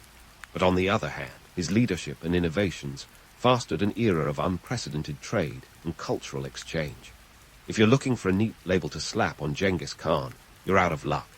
He defies easy categorization, a figure as complex and multifaceted as the empire he created. His story is a reminder that history is rarely black and white. It's a kaleidoscope of human ambition, ingenuity, and folly. Genghis Khan may have been a conqueror, but he was also a connector, a man whose legacy is as much about building bridges as it is about burning them. As we conclude our journey through the Mongol Empire's legacy, it's clear that the story of Genghis Khan is far from over. His empire's impact echoes through the corridors of time, influencing the way we trade, communicate, and even govern. Whether you see him as a hero or a villain, a visionary or a tyrant, one thing is certain. Genghis Khan was a force of nature, a man whose life and legacy continue to capture our imaginations and challenge our perceptions of what it means to lead and conquer. So, next time you find yourself pondering the complexities of history, remember the boy from the Mongolian steppes who turned the world on its head. Whether you're sipping tea on the Silk Road or navigating the intricacies of modern geopolitics, the echoes of his empire are never far away. And in the end, perhaps that's the true legacy of Genghis Khan, a reminder that the past is never truly past, and that the stories we tell shape the world we live in today. Constantine the Great, if we're being honest, might have been the original master of real estate. When he decided to set up shop in the East, he didn't just pick any old spot. Nope, he zeroed in on Byzantium, a place so strategically perfect it might as well have had a location sign nailed to it. Nestled between Europe and Asia, it was like the Wi-Fi router of the ancient world, connecting trade routes from all directions. By 330 AD, Constantine had officially moved in, planting his flag and renaming the city after himself. Because why settle for a name like Byzantium when you can have Constantinople? Talk about a power move. But let's rewind a bit to 285 AD, when the Roman Empire, much like a dysfunctional rock band, decided it needed a break. It split into two, the Western Roman Empire and the Eastern Roman Empire, which would eventually morph into the Byzantine Empire.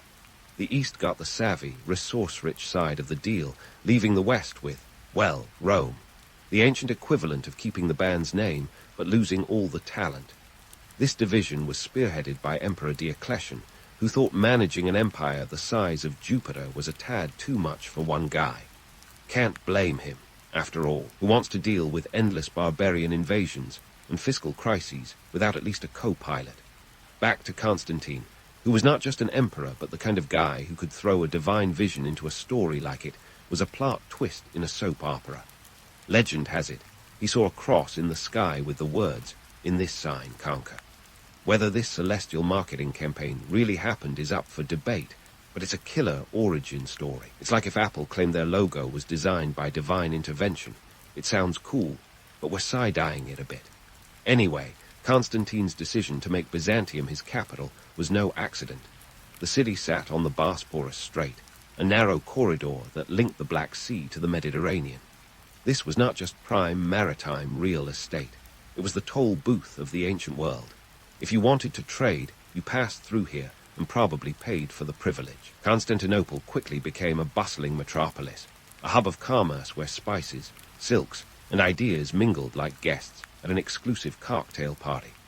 The city's fortifications were so formidable that they made your suburban gated community look like a picket fence. Let's get real, though. The tale of Constantine founding Constantinople as a new Rome, complete with all the pomp and circumstance of a grand opening, sounds neat, but it wasn't all shiny mosaics and golden icons. The construction of the new capital was a massive logistical nightmare. Workers had to haul marble from quarries hundreds of miles away, and the cost must have been astronomical. But Constantine, in typical imperial fashion, saw it as an investment. And honestly, wouldn't you, if you were laying the groundwork for what was destined to be the blingiest city in the empire? The empire's early days under Constantine were marked by a significant cultural and economic boom. Scholars, artists, and merchants flocked to Constantinople, making it the place to be if you were anyone.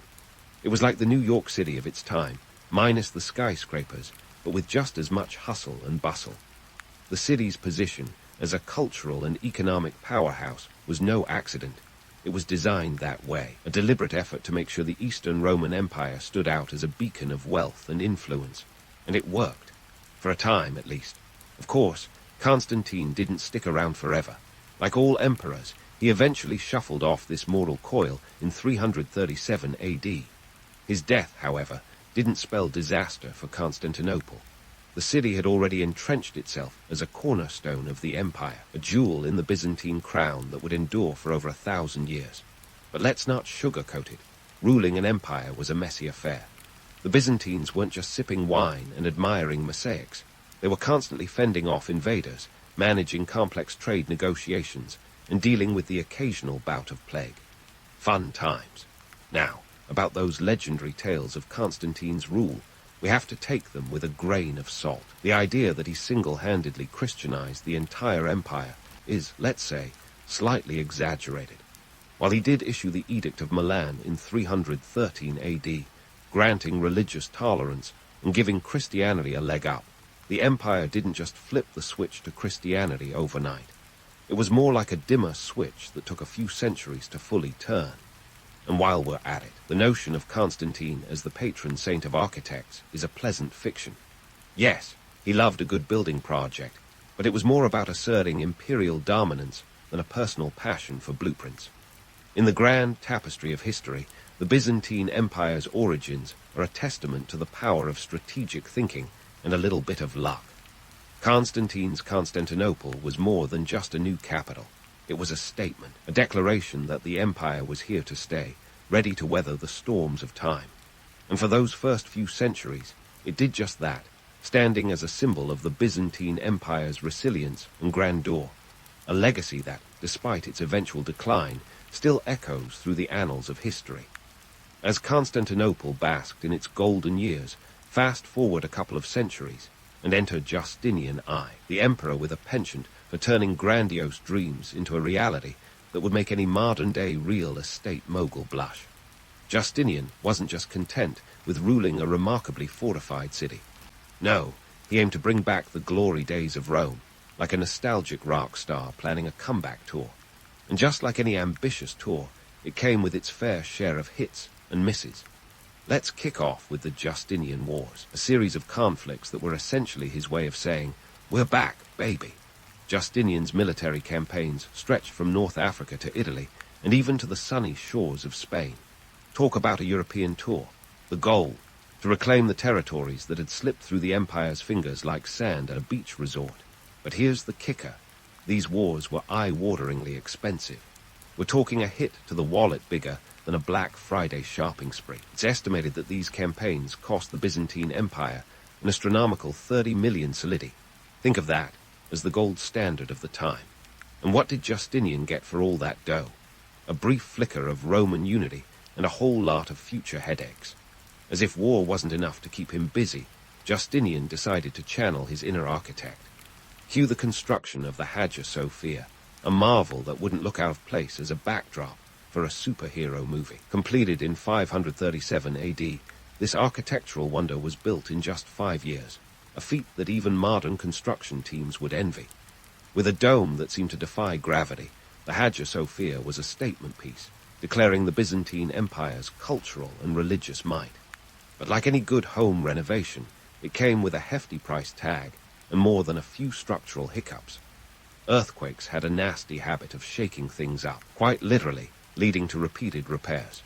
Yet, despite its turbulent beginnings, the Hagia Sophia stood as a testament to Byzantine ambition and ingenuity, a symbol that still wows tourists today. But Justinian's reign wasn't all architectural triumphs and military campaigns. Enter the plague of Justinian, a pandemic that would give COVID-19 a run for its money. This bubonic plague swept through the empire in 541 AD and lingered like an unwelcome houseguest for over 2 centuries, striking in waves. At its peak, it's estimated to have wiped out a staggering 5,000 people a day in Constantinople alone, and some historians suggest the death toll across the empire reached up to 25 million. The economic and social impacts were catastrophic, akin to a financial meltdown, and a societal reset rolled into one grim package. The labor force dwindled, trade slowed, and tax revenues plummeted faster than a bad stock market. Yet despite these challenges, Justinian's legacy is a mixed bag of triumphs and tribulations. He was a man with a vision that often clashed with reality, like a Hollywood scriptwriter facing budget cuts. His ambitious legal overhaul, the Corpus Juris Civilis, laid the groundwork for modern European law, a mic drop moment in legal history. However, this attempt to codify Roman law didn't come without its fair share of legal headaches and bureaucratic nightmares. But hey, nobody said reshaping the legal landscape was going to be a walk in the park. Through it all, one thing is clear. Justinian was nothing if not persistent. He had a knack for dreaming big and acting on those dreams with a determination that bordered on the obsessive. And while his reign was marked by both remarkable achievements and monumental failures, it's a testament to the complex tapestry of history that one man's vision could leave such a lasting imprint. So, as we ponder the legacy of Justinian, it's worth remembering that history's great figures were often just as flawed as they were fascinating, juggling dreams and disasters with equal measure. In this whirlpool of ambition and adversity, Justinian's era teaches us that the past is never just a series of neatly tied narratives. It's a cacophony of events, decisions, and consequences, each thread weaving into the next.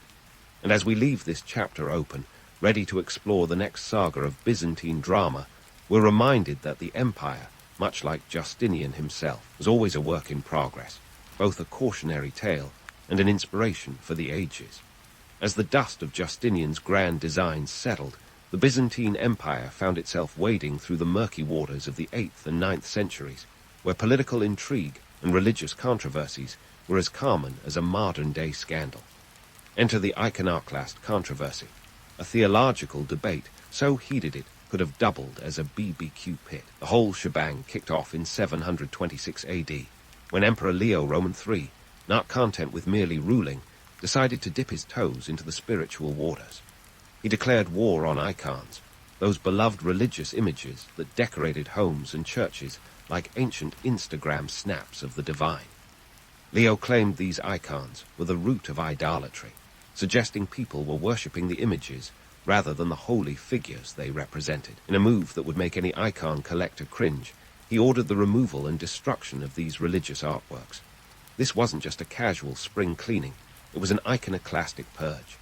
Now, you might wonder why Leo chose this hill to die on. Some suggest it was a calculated political maneuver, a way to consolidate power by taking a firm stance on religious matters. Others argue it was a genuine belief that these images were leading the faithful astray. Either way, the decree sparked a civil uproar that made today's Twitter feuds look like polite disagreements over tea. The impact was seismic. Monks and priests who adored their icons like treasured family heirlooms suddenly found themselves in the crosshairs. These religious figures became the defenders of icons, risking life and limb to protect their beloved images from imperial decree. Imagine a medieval version of a protest, where the stakes were more than just losing followers. They were about losing your head, literally. Leo's son, Constantine V, took up his father's mantle with all the subtlety of a bull in a china shop. He ramped up the anti-icon campaign, convening a council at Hieria in 754 AD that officially condemned the veneration of icons. The council's decision was like pouring gasoline on an already raging fire. Devout iconophiles or icon supporters were persecuted, tortured, and exiled, all while Constantine V earned himself the less-than-flattering nickname Carpronymus, which roughly translates to poo-named. Yeah, that's how much they loved him. The controversy wasn't just a theological spat. It had profound political and social ramifications. It divided the empire, pitting regions against each other and sowing discord among its people. The Western Church, nestled comfortably in Rome, watched the chaos with the kind of smug detachment usually reserved for someone who knows they're about to say, "I told you so." They remained staunchly pro-icon, creating yet another rift between the eastern and western branches of Christianity that would later blossom into a full-blown schism. Economic factors, too, played their part in this Byzantine melodrama. Icon production wasn't just a religious activity. It was a booming industry. Artisans, craftsmen, and traders relied on the demand for icons to keep their livelihoods afloat. Leo and Constantine's iconoclastic policies disrupted this economic ecosystem, leading to financial instability in regions heavily dependent on the trade. But wait, there's more. The drama didn't just stay on the theological battlefield. It invaded the imperial court, where power plays and personal vendettas were as common as Byzantine bureaucracy. Empress Irene, wife of Emperor Leo Roman IV, who ascended to the throne after Constantine V, was a formidable player in this Game of Thrones. A secret iconophile herself, she bided her time, waiting for her moment to pounce and restore the veneration of icons. In 787 AD, with her husband conveniently out of the picture, thanks to an untimely death that history assures us was entirely natural, Irene called the Second Council of Nicaea. This council reversed the iconoclastic decrees, reinstating the veneration of icons and effectively telling the iconoclasts to take a hike. Irene, the first woman to rule the Byzantine Empire in her own right, proved that when it came to religious policy, she was willing to rewrite history, literally. But the Byzantine Empire wasn't done with its theatrics. Enter the eunuchs, the behind-the-scenes power players of the imperial court. These men, often castrated at a young age for their roles, were trusted officials precisely because they couldn't establish their own dynasties, a bit of a medieval job requirement. They wielded significant influence, advising emperors and empresses, sometimes even orchestrating coups. In the labyrinthine politics of Byzantium, a eunuch could make or break an emperor's reign, proving that power wasn't just about who wore the crown, but who whispered in the ear of the one who did. The empire's internal struggles were a masterclass in political theater. Empresses like Irene and Theodora played pivotal roles, navigating the treacherous waters of court politics with a deftness that would make any modern-day politician envious. Theodora, another iconophile, later restored the veneration of icons in 843 AD after a second round of iconoclasm, proving that the empire's religious policies were as stable as a house of cards in a windstorm. In this soap opera of faith and folly, the Byzantine Empire's political and religious controversies were more than just historical curiosities. They were the pulse of an empire grappling with its identity. The iconoclast controversy wasn't just about art or theology. It was about power, control, and the eternal struggle between tradition and change. As the empire continued to navigate these turbulent waters, it became clear that the Byzantine story was far from over. The chapters of intrigue and controversy left behind a legacy both cautionary and captivating, a reminder that history's greatest dramas often unfold not in the grand battles, but in the quieter, yet equally tumultuous corridors of power. And as we prepare to delve deeper into the Byzantine saga, one thing is certain. The past has a way of echoing into the present, with lessons as relevant today as they were centuries ago. As the Byzantine Empire navigated its way through the choppy waters of religious controversy, it soon found itself facing a new set of challenges that made theological debates seem like child's play. Welcome to the 11th and 12th centuries, where the empire's problems weren't just about whose icons were in vogue, but involved existential threats from the Seljuk Turks, those unwelcome guests who didn't even bring a casserole. Let's talk about the Seljuk Turks, the new kids on the block who weren't just here to make friends. These guys burst onto the scene like the plot twist in a gritty drama. By 1071, they had delivered a gut punch to the Byzantine Empire at the Battle of Manzikert. Picture this. Emperor Romano's Roman IV Diogenes, caught in the kind of military debacle that gives strategists nightmares, was captured, leading to a Byzantine loss so humiliating it's still being talked about today. It was a reminder that no matter how many mosaic icons you've got on your side, you can still lose. The empire was forced to cede large chunks of Anatolia, a region that was basically the empire's breadbasket. This wasn't just a territorial loss. It was a direct hit to the Byzantine grain supply and economy. Imagine a Black Friday sale where your wallet is stolen before you even get to the checkout. The Seljuk Turks weren't just a passing storm. They were a seismic shift in power dynamics. The Byzantine military, once a formidable force, was now scrambling to regroup, like a band trying to play on after the drummer's gone AWOL. It wasn't just the loss of land that hurt. It was the way it exposed the empire's vulnerabilities. The Byzantine military machine, which had once rolled over the competition like a juggernaut, was now stuck in low gear, struggling to find its footing. But wait, there's more.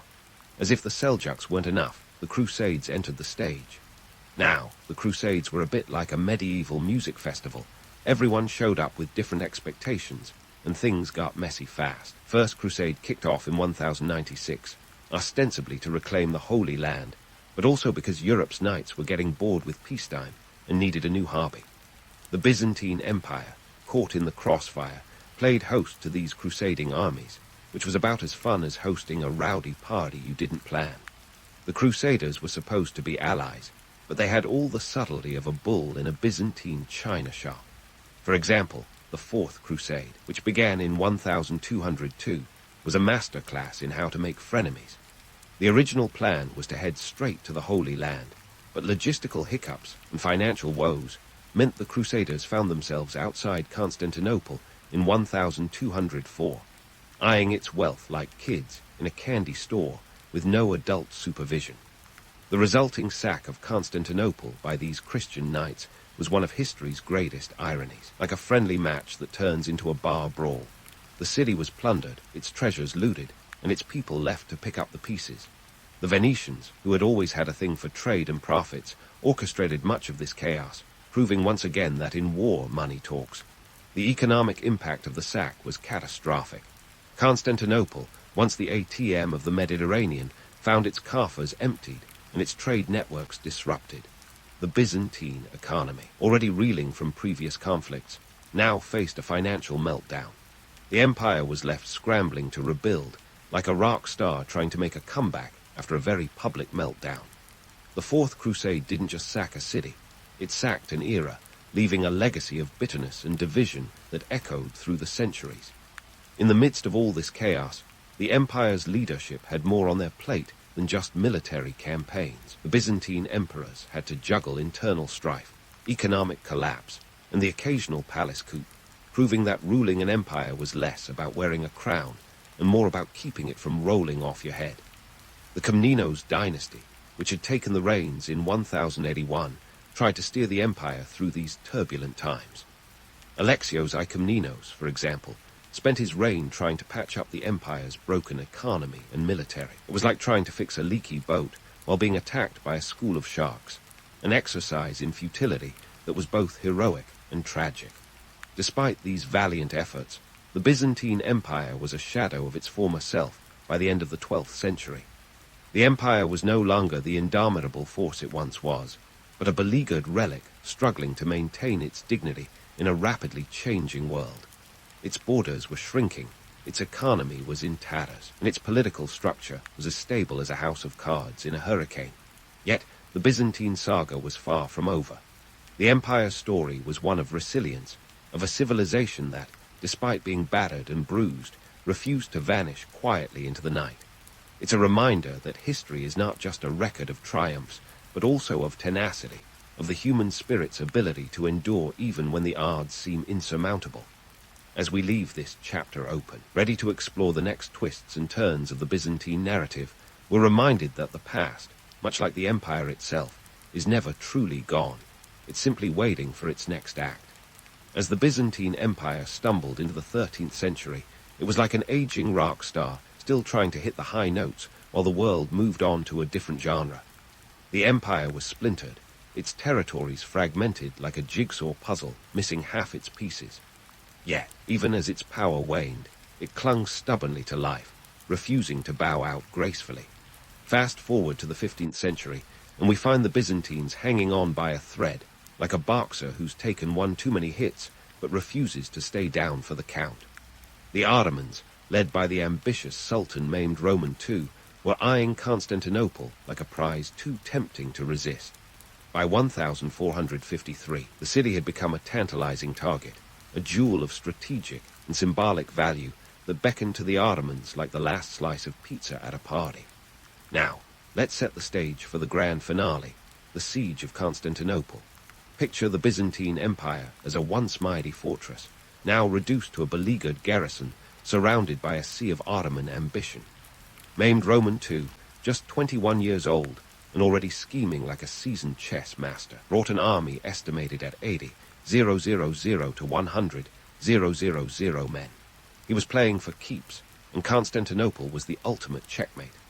On the Byzantine side, Emperor Constantine Roman XI Palaiologos was holding the fort with a paltry force of around 7,000 defenders, including mercenaries and a few thousand Venetian and Genoese allies. It was a David and Goliath scenario, but this time Goliath had a massive cannon.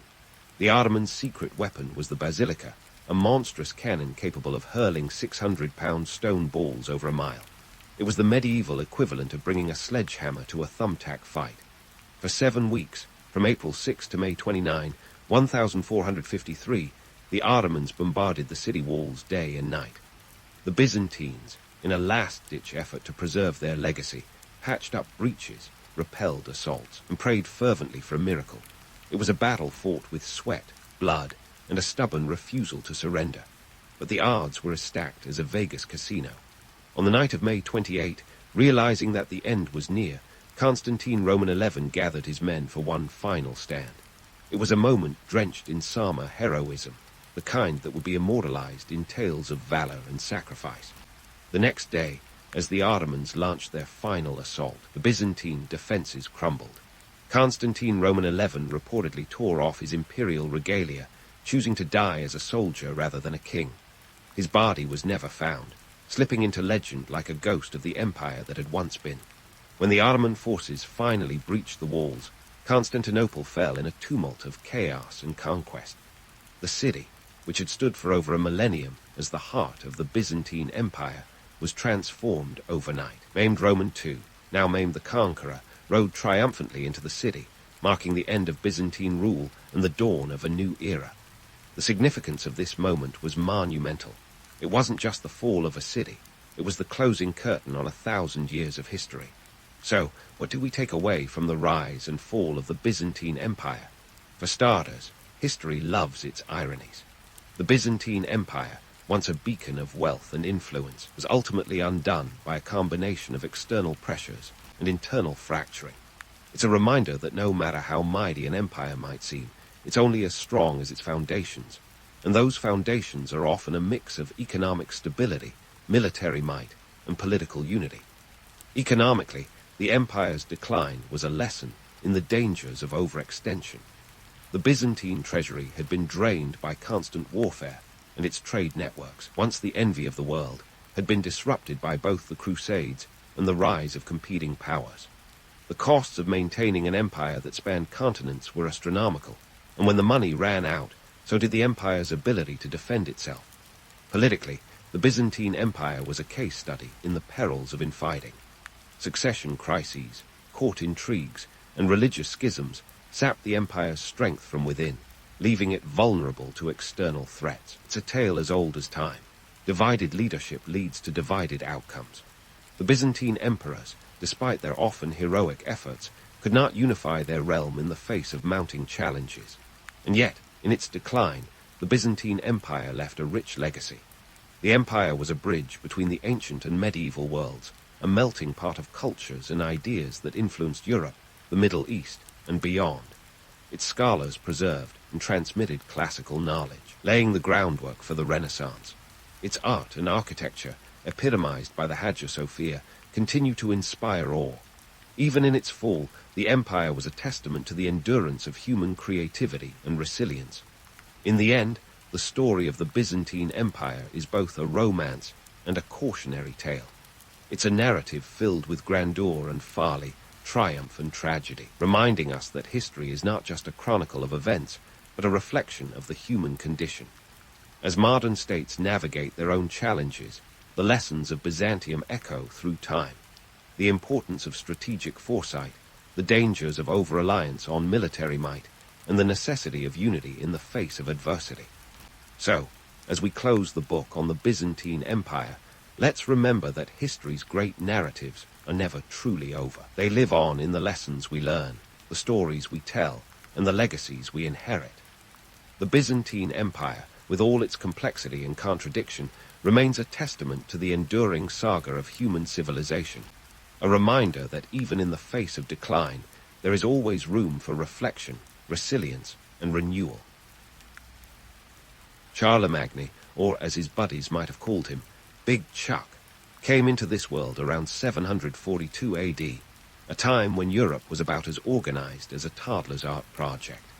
His exact birth date is a bit of a mystery, much like one of those Netflix true crime documentaries where no one can quite pin down the details. But what we do know is that he was born into the Carolingian dynasty, a family that made modern soap operas look like a game of checkers. This was not your average medieval family. They were the power players of the Frankish realm, and Charlemagne was destined to be their star quarterback. Now, before we get too far ahead, let's chat about Charlemagne's dad, Pepin the Short. A man whose nickname sounds more like a joke than a royal epithet, Pepin stood a whole 5 foot 5 inches tall, still above average for the time. But his ambitions, those were sky high. Pepin was the mayor of the palace, a position that, despite sounding like the guy who organizes the Easter egg hunt, actually made him the real power behind the throne. In 751, he decided he was done with playing second fiddle and had himself crowned king of the Franks, effectively booting the Merovingian figurehead out the door. Talk about a hostile takeover. Charlemagne's early years were steeped in this environment of political maneuvering and familial drama. Forget fairy tales of idyllic childhoods. Young Charlemagne was more likely to have been practicing his swordplay while dodging family feuds. The Frankish court was a place where alliances were as stable as a house of cards in a wind tunnel. The noble families were constantly jockeying for position, and if you thought Game of Thrones was intense, just remember, it had nothing on real Frankish politics. The Frankish world was a patchwork quilt of territories, and loyalty was as slippery as an eel in a bucket of soap. Charlemagne's childhood would have involved watching his dad, Pepin, wrangle these nobles into line, using a mix of charm, coercion, and occasionally a well-placed threat. It was a masterclass in medieval power dynamics, and young Charlemagne was taking notes. Speaking of Pepin's unexpected moves, let's talk about his retirement. After a solid reign, Pepin decided to step down in 768. But this wasn't your typical retirement to a villa by the sea. Instead, he split his kingdom between his two sons, Charles and Charlemagne, because, that's never gone wrong before in history. The decision to divide the kingdom laid the groundwork for a sibling rivalry that could rival the best of reality TV. Romanticized tales of Charlemagne's childhood often paint him as a destined hero, learning from wise tutors and honing his kingly skills. In reality, he was probably knee-deep in the messy business of medieval politics. Education in a Frankish court was less about reading and writing and more about learning who to trust, who to flatter, and who to keep a sword's length away from. As Charles and Charlemagne took their father's mantle, the tension was palpable. Charlemagne, the younger brother, inherited the southern part of the kingdom, while Charlemagne got the northern territories. Their relationship was as warm and fuzzy as a cactus, and they navigated their joint rule with all the grace of a bull in a china shop. The Frankish kingdom was a tinderbox, and it seemed everyone was holding a match. Despite the romanticized images of brotherly cooperation, the reality was far less harmonious. The political landscape was treacherous, and alliances were as temporary as a medieval manicure. Charlemagne had his work cut out for him, balancing the demands of his nobles, the ambitions of his brother, and the looming threats from neighboring kingdoms. To add to the drama, there was the constant pressure of external threats. The Lombards to the south, the Saxons to the east, and the Moors in Spain were all eyeing Frankish lands like a pack of wolves around a wounded deer. Charlemagne's early life was not just about learning to rule, but also about learning to defend his patchwork kingdom from anyone who dared to challenge it. As Charlemagne navigated these choppy waters, he was learning not just from his father's legacy, but from the harsh realities of medieval politics. The legend of Charlemagne as the invincible king was still a few years away. For now, he was just a young man trying to keep his kingdom from imploding. The myth of the great king was being forged in the fires of political strife and familial discord. So, let's set aside the tales of a golden-haired child destined for greatness and acknowledge the reality. Charlemagne's rise to power was a bumpy road filled with power struggles, familial tension, and political intrigue. It was less like a knightly epic and more like a medieval soap opera, complete with all the drama you could ever want. And as we move forward in Big Chuck's life, the story only gets more intriguing. Buckle up, because this ride through history is just getting started. But just as the medieval soap opera was reaching its climax, Charlemagne's life took a sharp turn from family feuds to full-blown conquest mode. The guy wasn't content with just babysitting his divided inheritance. He had dreams of turning his kingdom into something that would make even the Romans nod in appreciation. And so, dear listeners, we step into the epic saga of Charlemagne's expansionist campaigns, where ambition, strategy, and a dash of matrimonial diplomacy take center stage. First up, the Saxon Wars. a series of skirmishes so drawn out they make modern sequels look like flash fiction, spanning over 30 years, 772-804 AD. These conflicts were less about glorious battles and more about the relentless grind of medieval warfare. Imagine trying to conquer your neighbor's unruly backyard while they keep growing more weeds and throwing rocks at your windows. Charlemagne was like the world's most determined gardener, facing the Saxons, who weren't exactly rolling out the welcome mat. Saxons were a fiercely independent bunch, residing in what we now call Germany.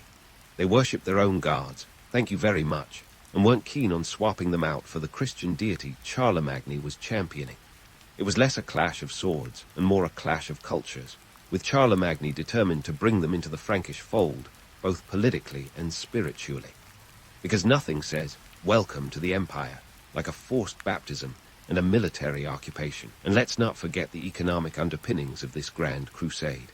The Saxon lands were rich in resources, including fertile soil and prime real estate for expanding the Frankish Empire. Charlemagne wasn't just in it for the glory. He had his eye on the economic prize. More land meant more wealth, more power, and more leverage against his European rivals. The Frankish economy, based largely on agriculture, needed room to grow, and those Saxon fields looked mighty tempting. But conquering isn't as glamorous as the legends make it out to be. The logistics of medieval warfare were a nightmare. Armies back then weren't exactly rolling in with tanks and drones. We're talking about legions of foot soldiers, mounted knights, and supply trains that moved at the speed of smell. Feeding and equipping an army was like trying to cater a wedding a moment's notice, except the guests occasionally tried to stab you. Plus, Charlemagne had to consider the political ramifications. The Saxon wars weren't just a military campaign. They were a balancing act on a diplomatic tightrope. Charlemagne needed to keep his other nobles happy, ensure alliances were maintained, and avoid ticking off neighboring powers who might see his expansion as a little too ambitious. It was like playing chess on a board where the pieces occasionally threw tantrums and refused to move. Meanwhile, Charlemagne was also busy playing medieval matchmaker. Strategic marriages were the Tinder of the 8th century. Swipe right for alliances, swipe left for war. Charlemagne's matrimonial maneuvers were legendary. He married multiple times, each union a calculated move to strengthen his political network. His marriages brought him closer to the Lombards, the Avars, and various other power players across the European chessboard. The man could have taught a master class in turning nuptials into negotiations. One of his most notable marriages was to Hildegard of the Vinzgau, a union that produced some of his most influential offspring. Their marriage was not just a personal affair, but a strategic alliance meant to consolidate power within the Frankish nobility and extend influence across the regions. Through these marriages, Charlemagne was weaving a web of alliances that kept his kingdom more secure than any fortress wall. And while we're on the subject of fortresses, let's talk about the gritty reality of medieval campaigning. Forget the romanticized images of valiant knights and shining armor. The truth, medieval warfare was brutal, bloody, and downright filthy. Soldiers endured grueling marches, disease, and the constant threat of death. Castles weren't the cozy stone palaces of fairy tales. They were cold, damp bastions where survival was paramount. The myth of glorious medieval warfare often glosses over the squalor and sacrifice that defined the reality. Yet, despite the mud and blood, Charlemagne emerged as a master tactician, adept at both battlefield strategy and the long game of empire building. His campaigns weren't just about expanding borders, but about integrating diverse peoples into a cohesive empire. His approach was a mix of carrot and stick. Conquered peoples were offered the benefits of Frankish rule, like improved infrastructure and trade opportunities, but rebellion was met with swift and decisive force. And speaking of force, Charlemagne's approach to the Saxons was a harsh lesson in medieval realpolitik. His repeated campaigns eventually wore the Saxons down, leading to their eventual submission. But it wasn't just the sword that won the day. Charlemagne also employed a policy of forced conversion to Christianity as a tool of subjugation. The infamous massacre of Verdun in 782, where 500 Saxon rebels were executed, stands as a grim reminder of the lengths he would go to secure his empire. But let's not paint Charlemagne as a mere conqueror. He was also a reformer, keen on building an empire that was as sophisticated as it was expansive. He established a network of roads, improved the legal system, and promoted education and culture, planting the seeds for what would become the Carolingian Renaissance. In a world where knowledge was often hoarded like a dragon's treasure, Charlemagne was a rare advocate for learning. So, as we leave Charlemagne amidst his campaigns and conquests, remember this. The legend of Charlemagne is a tapestry of both grandeur and grit. His expansionist dreams were fueled by a desire for power, wealth, and legacy, but they were also marked by the harsh realities of medieval life. The myth and the man were intertwined, each shaping the other in ways both remarkable and ruthless. And as we continue to unravel the story of Big Chuck, there's plenty more intrigue to come. Stay tuned for the next chapter in this epic saga, where we'll delve deeper into the empire he built and the legacy that still echoes through the corridors of history. And so, as we leave Charlemagne amidst his campaigns and conquests, we pivot from the battlefield to the boardroom, or, in medieval terms, from the sword to the scriptorium. Because once you've carved out an empire the size of Western Europe, what's next on the agenda? Reforming it, of course. Charlemagne was like the original DIY king, looking at his sprawling domain and thinking, this place could use a makeover. First on the list was standardizing currency. Think of it as medieval economics 101. Charlemagne took a look at the chaotic patchwork of coins in circulation, each regional lord minting their own like they were running an Etsy shop, and said, enough is enough. Enter the silver denarius, which became the euro of its day, albeit without the complicated Brussels bureaucracy. By setting a standardized currency, he not only streamlined trade across his empire, but also strengthened his control over it. Money talks, and Charlemagne wanted it speaking one language, Frankish. Next up, education. In a world where literacy was as rare as a sunny day in London, Charlemagne decided it was time to hit the books. He famously lamented his own lack of formal education. His handwriting was more chicken scratch than calligraphy, and he didn't want his subjects to suffer the same fate. Thus, the Carolingian Renaissance was born. This wasn't like the Italian Renaissance with its fancy art and humanism, but more like a medieval TED talk circuit.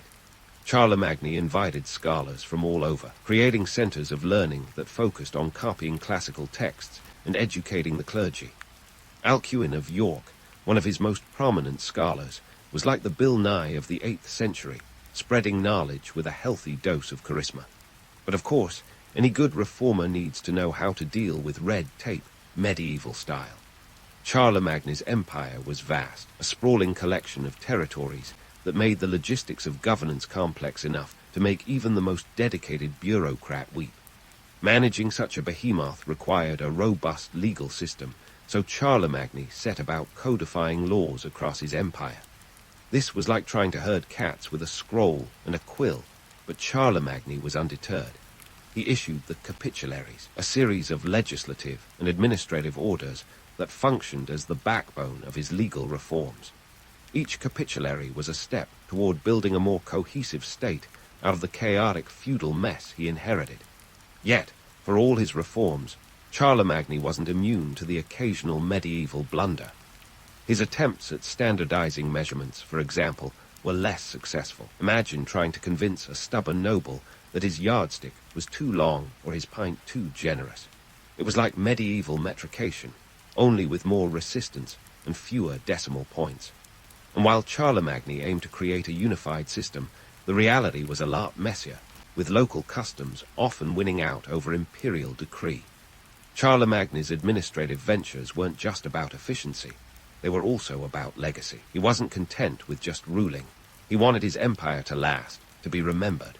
The Carolingian Renaissance wasn't just a cultural revival, it was a strategic move to strengthen the fabric of his empire. By promoting education, he ensured that future leaders were more than just sword-wielding nobles. They were literate, educated rulers, capable of maintaining the empire he built. Of course, all this reforming took resources, and here's where Charlemagne's economic savvy shone. His empire's economy was primarily agrarian, so he focused on improving agricultural productivity. He encouraged the clearing of land for farming and the construction of new villages, driving economic growth. He was the medieval version of a Silicon Valley entrepreneur, seeing untapped potential in every field and forest. By increasing production, he could levy more taxes, fund his reforms, and keep the empire's coffers jingling. Yet despite his successes, Charlemagne faced constant challenges. The sheer size of his empire meant that communication was a nightmare. Messages crawled across the empire at a snail's pace, and by the time a decree reached the farthest corners, it was often outdated or ignored. Think of it as an endless game of telephone, where the message got so garbled by the end, you were lucky if it still resembled the original order. Moreover, the cultural diversity within the empire posed its own set of challenges. Different languages, customs, and laws meant that enforcing uniformity was like trying to staple water to a wall. Charlemagne had to balance the need for centralization with the realities of local autonomy.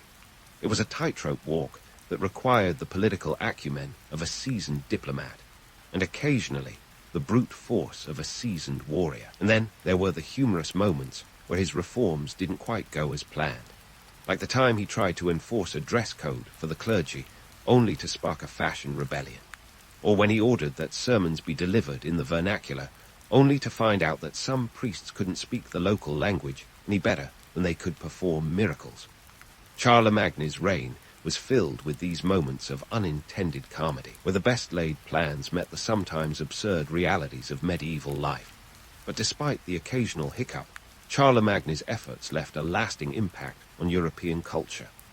The Carolingian Renaissance laid the groundwork for the later medieval revival of learning, creating a legacy that echoed through centuries. His legal and administrative reforms helped shape the development of modern Europe, influencing everything from governance to education. Charlemagne wasn't just a king. He was a visionary, a man whose dreams for his empire transcended the limitations of his time. As we delve deeper into Charlemagne's story, we'll see how his ambitions continue to shape the medieval world. The legend of Charlemagne wasn't just built on the battlefield. It was built in the classrooms, the churches, and the courts of his empire.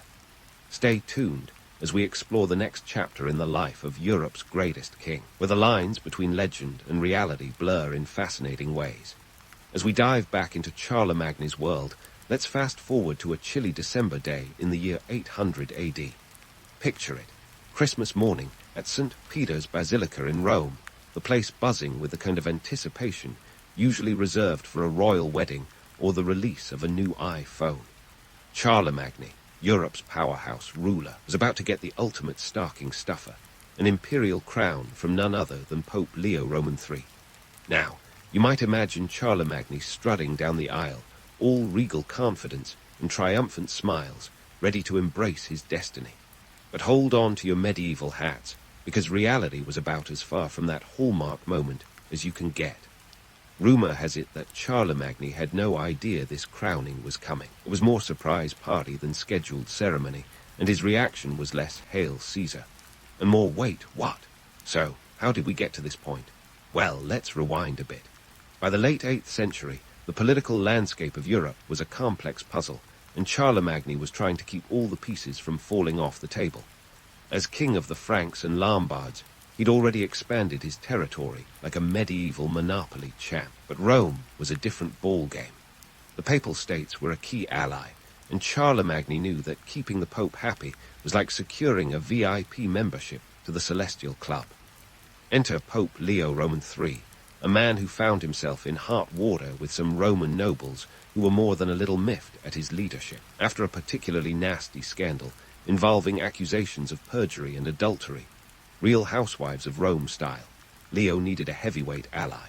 And who better than Charlemagne, whose military prowess and political clout made him the medieval equivalent of a power broker.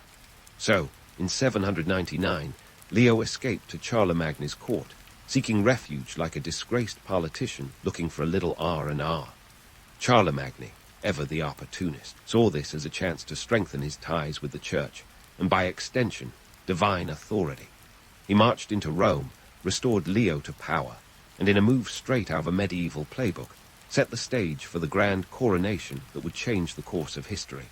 Here's where the myth starts swirling like a snowstorm. The romanticized version of events paints Charlemagne as a willing participant, hungry for imperial glory and the divine right that came with it. But let's pump the brakes on that narrative.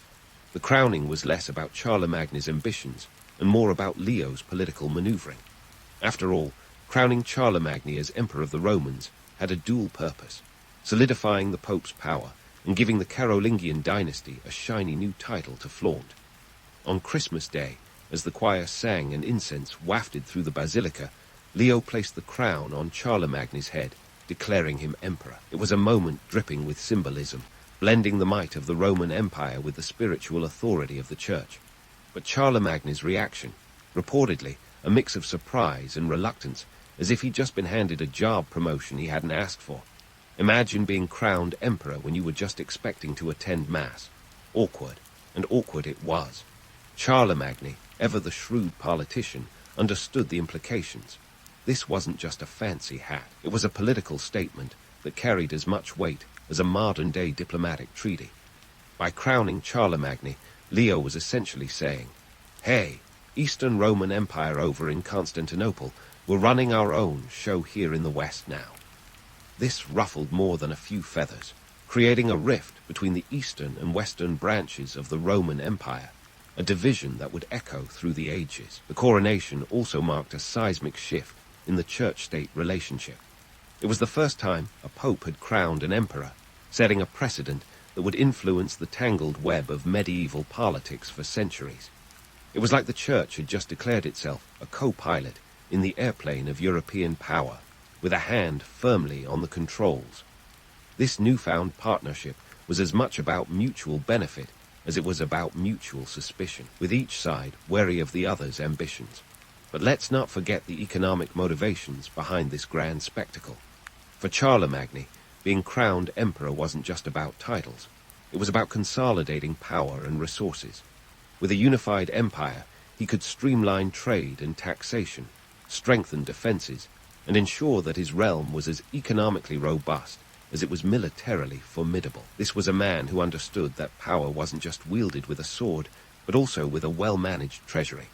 Yet, for all its grandeur, the coronation came with its own set of challenges.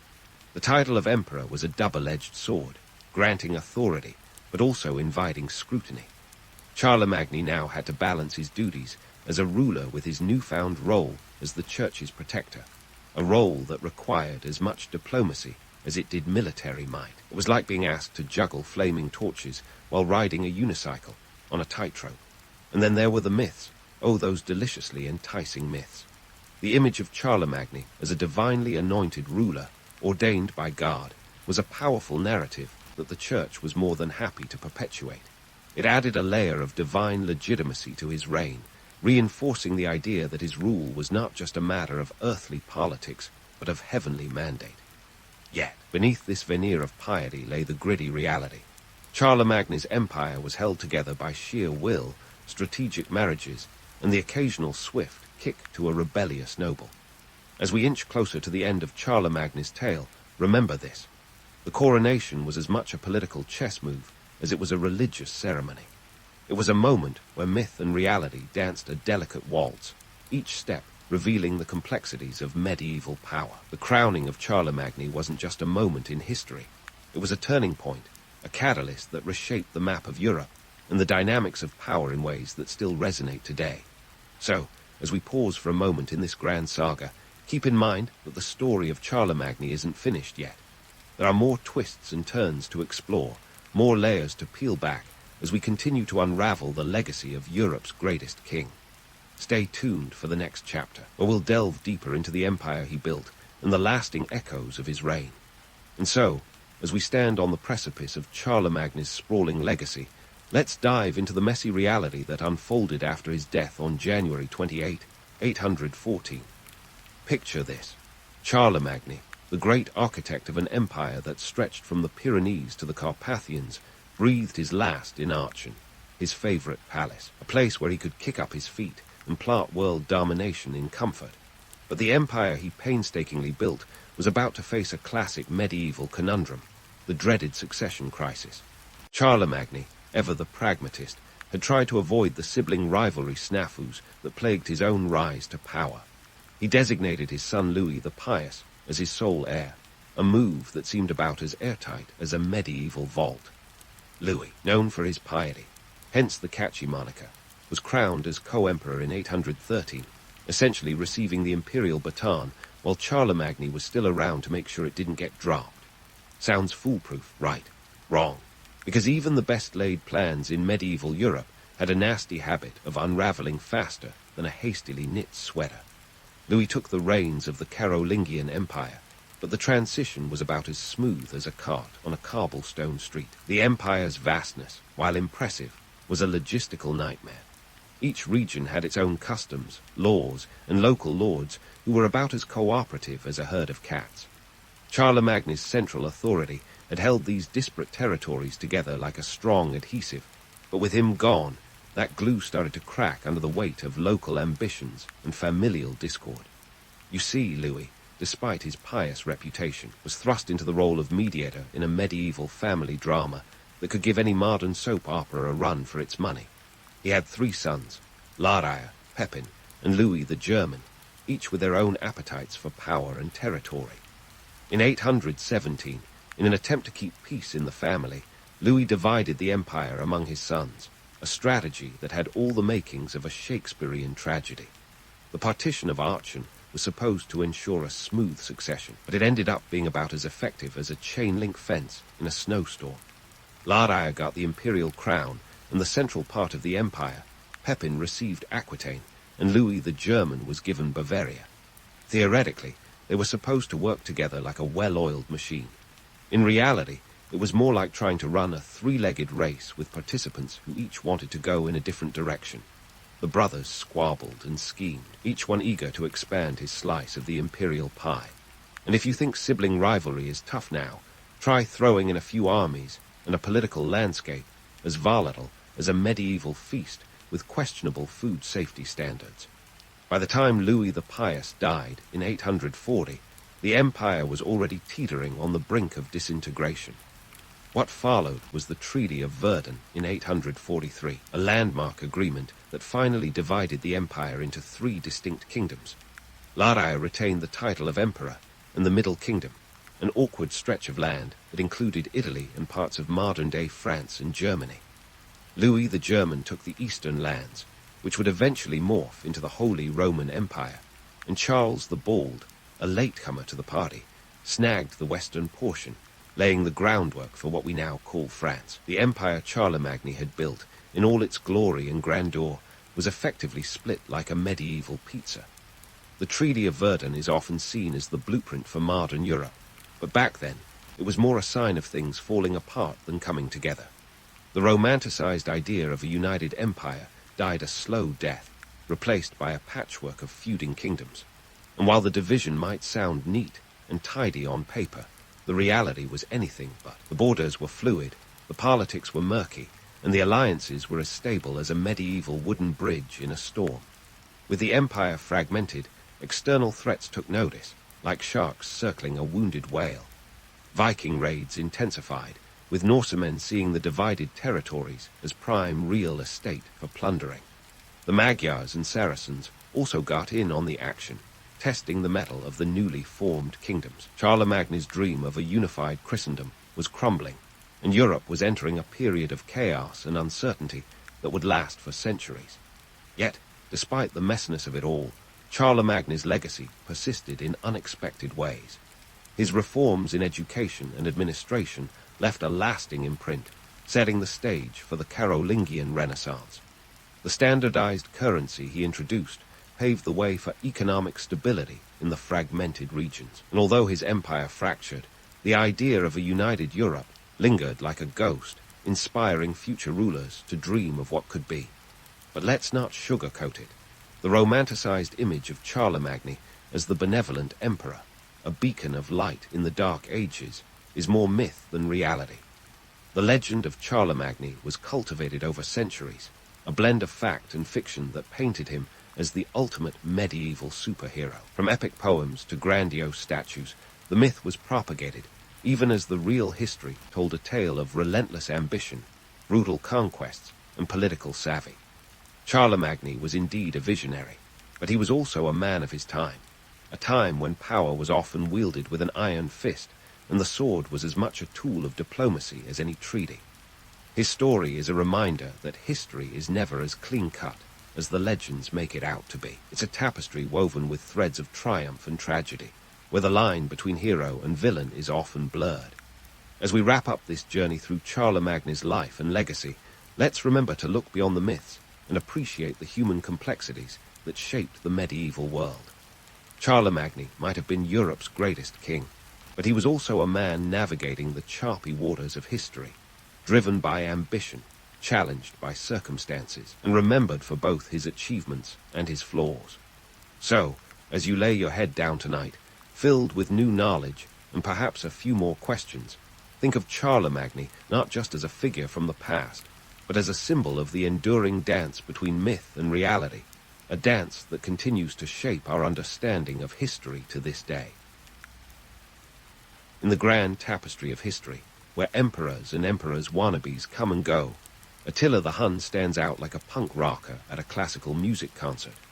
This guy didn't just crash the party, he set the whole stage on fire. Let's pull back the curtain on the early days of this notorious figure, a time before his name inspired the kind of fear that would make even the bravest Roman centurion reconsider his life choices. Attila was born into the world somewhere around the turn of the 5th century, give or take a few years because, let's face it, ancient record-keeping wasn't exactly a GPS system. The Huns, his people, were nomadic warriors known for their mastery of the saddle and their ability to shoot arrows while riding at full gallop. Imagine trying to text and drive, but with a bow and arrow at 40 miles per hour. It's no wonder they were feared. Born into this whirlwind of horsepower and archery, young Attila grew up on the vast steppes of Central Asia. Think of it as nature's own version of a never-ending road trip. These endless grasslands were the Huns' playground, and their horses were like the souped-up motorcycles of the ancient world. The Huns could cover up to 100 miles in a single day, which, in a time when most folks were hoofing it on foot, was like inventing the Concorde. Now, let's talk about the socio-political climate. The Roman Empire, once the heavyweight champion of the world, was in the process of a messy divorce. By the time Attila was old enough to ride his first pony, the empire had split into eastern and western halves, each with its own emperor, bureaucracy, and set of problems. The Western Roman Empire was like that once great rock band now playing county fairs, while the Eastern Roman Empire, also known as the Byzantine Empire, was still headlining, but with a new sound. This division was a golden ticket for any ambitious warlord looking to make a name for themselves. The Roman Empire's borders were as stable as a house of cards in a windstorm, with constant barbarian invasions, internal strife, and emperors who were more concerned with palace politics than national defense. Enter Attila, stage left. Despite what Hollywood might have you believe, Attila wasn't some wild-eyed, unkempt barbarian. Contemporary accounts suggest he was actually quite the charmer, with a reputation for being shrewd and diplomatic. He spoke Latin and Gothic, which made him quite the polyglot in a world where most folks barely spoke one language well. So, while the image of a brutish marauder is fun, the reality is that Attila was as much a statesman as he was a warrior. As for his appearance, forget the horned helmet. Thank you, Wagner, and your operatic flights of fancy. The real Attila was probably more understated in his fashion choices, favoring simple, functional attire suitable for life on the move. It wasn't about looking good. It was about being ready to ride at a moment's notice. The Huns lived a rather humble lifestyle, despite their fearsome reputation. They were a nomadic people, which meant no grand palaces or towering fortresses. Their wealth was measured in livestock and plunder, not in gold-plated chariots. In fact, one might say that Attila was the minimalist icon of his time, living out of what we could call a mobile home today, a tent. Attila's rise to power was as much about timing as it was about talent. With the Roman Empire's internal dysfunctions and the constant threat of other barbarian tribes, the stage was set for someone like him to make a significant impact. His early life was a masterclass in survival, adaptability, and seizing opportunities. The fear he inspired wasn't just because he had the military prowess. It was because he knew how to exploit the weaknesses of those around him. So there you have it, Attila the Hun, a man forged in the crucible of a fractured world, riding the winds of change with a grin and a sword. As we dig deeper into his life, we'll see how this horse-riding, empire-challenging figure became a legend, feared, respected, and yes, occasionally misunderstood. But that's all part of the fun, right? Stay tuned. Attila's story is a roller coaster ride through the annals of history, with enough twists and turns to make a soap opera look like a snooze fest. So, how did a second son from a nomadic tribe end up as the scourge of God? Well, it wasn't sheer luck or divine intervention. It was a mix of clever alliances, strategic diplomacy, and a sprinkle of good old-fashioned fratricide. Let's start with the co-reign of Attila and his brother Bleda. Think of it as a sibling partnership that had all the hallmarks of a dysfunctional family drama. The Hunnic Empire needed a strong hand on the reins, and the brothers initially seemed like a dynamic duo. But as anyone with siblings can attest, sharing power is a bit like sharing a toy. Someone always wants to keep it for themselves. In the beginning, they worked together to consolidate power, taking advantage of the Roman Empire's internal chaos. The Eastern Roman Empire, under Emperor Theodosius Roman II, was rich but stretched thinner than cheap pizza dough. Attila and Bleda saw an opportunity and started playing a high-stakes game of diplomacy, like chess, but with more bloodshed. In 434, they negotiated the Treaty of Margus with the Romans, which could have been subtitled, How to Get Rich Quick. The Romans agreed to pay 700 pounds of gold annually, essentially a protection racket with Attila and Bleda as the muscle. But Bleda's days were numbered. By 445, Attila had decided that sibling co-rule wasn't his jam. The details of Bleda's demise are sketchier than a toddler's art project, but historians suspect Attila had a hand in his brother's untimely exit. Whether it was a hunting accident or a more direct approach, one thing's for sure. Attila emerged as the sole ruler, and the Hunnic Empire was now his personal playground. As Attila took the spotlight, he didn't just rely on brute force to keep his empire in check. His strategic alliances were as intricate as a soap opera plotline. He knew that to maintain power, he needed friends, or at least allies who feared him more than they distrusted him. His diplomatic skills were legendary. He could schmooze with the best of them, whether it was with other barbarian tribes or the Roman elite. And speaking of Romans, let's meet some of the cast who underestimated our man Attila. Aetius, the Roman general often dubbed the last of the Romans, was one of the few who truly understood the Hun threat. He had spent time as a hostage among the Huns in his youth, probably picking up more than just a few survival tips. Aetius knew that Attila was not to be taken lightly, and their eventual showdown would be one for the history books. But before we get to the epic confrontations, let's talk tactics. Attila's military strategies were a cocktail of psychological warfare and good old-fashioned terror. The Huns were masters of the hit-and-run, using their exceptional horsemanship and archery skills to bewilder and overwhelm their enemies. Imagine facing an army that could strike like lightning, disappearing before you even knew what hit you. This wasn't just about winning battles. It was about breaking the will of their opponents before the fight even began. Attila's campaigns were marked by a ruthless efficiency that would make a corporate downsizer proud. He demanded loyalty and discipline from his troops, and in return, he led them to plunder and pillage across Europe. The cities he sacked were left in ruins, their inhabitants either slaughtered or enslaved. It was a brutal, bloody business, but Attila knew that fear was his most powerful weapon. Yet, despite the carnage, the legend of Attila was not solely about destruction. He was also a savvy negotiator, often preferring to extract tribute through intimidation rather than outright warfare. Why fight when you can make your enemy pay you to leave them alone? It's a strategy that would make even the most cutthroat CEO nod in approval. So, what drove Attila? Was it the allure of gold, the thrill of conquest, or a deeper ambition to carve his name into history? Perhaps it was all of these. Attila was a man who understood the transient nature of power and sought to make the most of his time at the top. He was a product of his environment, a world where might often made right, and he played the game with unmatched skill. As we continue this wild journey through Attila's life, remember that history is rarely black and white. Attila the Hun was both monster and mastermind, feared and respected, a figure who defied the simple narratives of his time. So, buckle up, because the ride is far from over.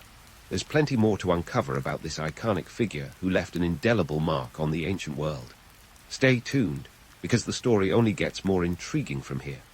And so, as the story of Attila gallops forward, let's dive into the high-stakes world of extortion that would make even the smoothest Khan artists envious. The Huns, under Attila's cunning leadership, weren't just about brazen pillaging and leaving cities in smouldering ruins. No, they were also masters of the more refined art of intimidation economics, an MBA in medieval racketeering, if you will. By the time Attila turned his gaze on the Eastern Roman Empire, the Romans had already developed a Pavlovian response to his approach: reach for the gold purse.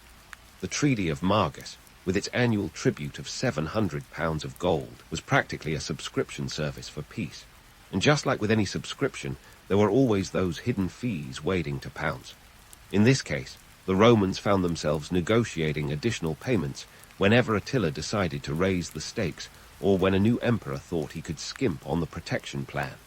This wasn't just about money, it was about power dynamics. The Romans, with their centuries-old empire, were essentially paying the Huns to not turn their cities into the world's largest bonfires. It was a relationship built on fear, with the Romans unable to muster the military or political will to challenge Attila head-on. Meanwhile, Attila was living the nomadic equivalent of a billionaire lifestyle, with his coffers swelling faster than an overwhelmed cat. Now, let's talk about his infamous failed siege of Constantinople. Imagine Attila standing before the legendary walls of Theodosius, which were the ancient equivalent of a no-trespassing sign, but 40 feet high and double-layered. These walls were the architectural equivalent of a middle finger to any would-be conquerors, and they made Attila's army look like kids trying to break into a candy store with a toothpick. The siege wasn't just a military blunder, it was a comedic spectacle of medieval proportions. Despite Attila's fearsome reputation, those walls turned out to be a buzzkill of epic proportions. The Huns were stumped, and eventually they had to pack up and leave, their tails between their legs. It's a reminder that sometimes the simplest defenses are the most effective, like trying to open a jar with a stubborn lid. Sometimes it's just not happening. Fast forward to 452 AD, when Attila decided to take a scenic tour of Italy. This was no mere vacation. It was a full-on invasion. Attila swept through northern Italy, leaving a trail of destruction that would have made even the most hardened real estate agents weep. Cities like Aquileia were razed, and the Roman response was as effective as a wet noodle in a sword fight. But here's where the tale takes a legendary twist. Enter Pope Leo I, the man who, according to legend, single-handedly convinced Attila to turn back. Picture this: a religious leader facing down the scourge of God with nothing but faith and rhetoric. The image is as enduring as it is dramatic, but let's sprinkle in some reality. Whether it was divine intervention, the Pope's charisma, or simply a case of logistical headaches, like dwindling supplies and an outbreak of disease, Attila's retreat was likely due to a combination of factors.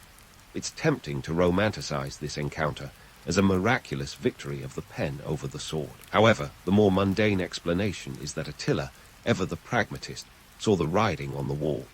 His army was stretched thin, and maintaining a campaign in a land as vast and varied as Italy was becoming one logistical nightmare after another. Even the greatest military minds have to contend with mundane realities like food shortages and tired troops. So, what did this all mean for Attila and his legacy? On one hand, his campaigns were a testament to his strategic brilliance and his ability to exploit the weaknesses of a crumbling empire. On the other hand, they highlighted the limitations of even the most fearsome warlord when faced with the unyielding forces of geography, disease, and logistics. This was not some divine whispering in his ear, but a harsh reminder that even legends must bow to reality. As we leave Attila on the cusp of his final years, remember this: history is a complex tapestry, woven with threads of myth and fact.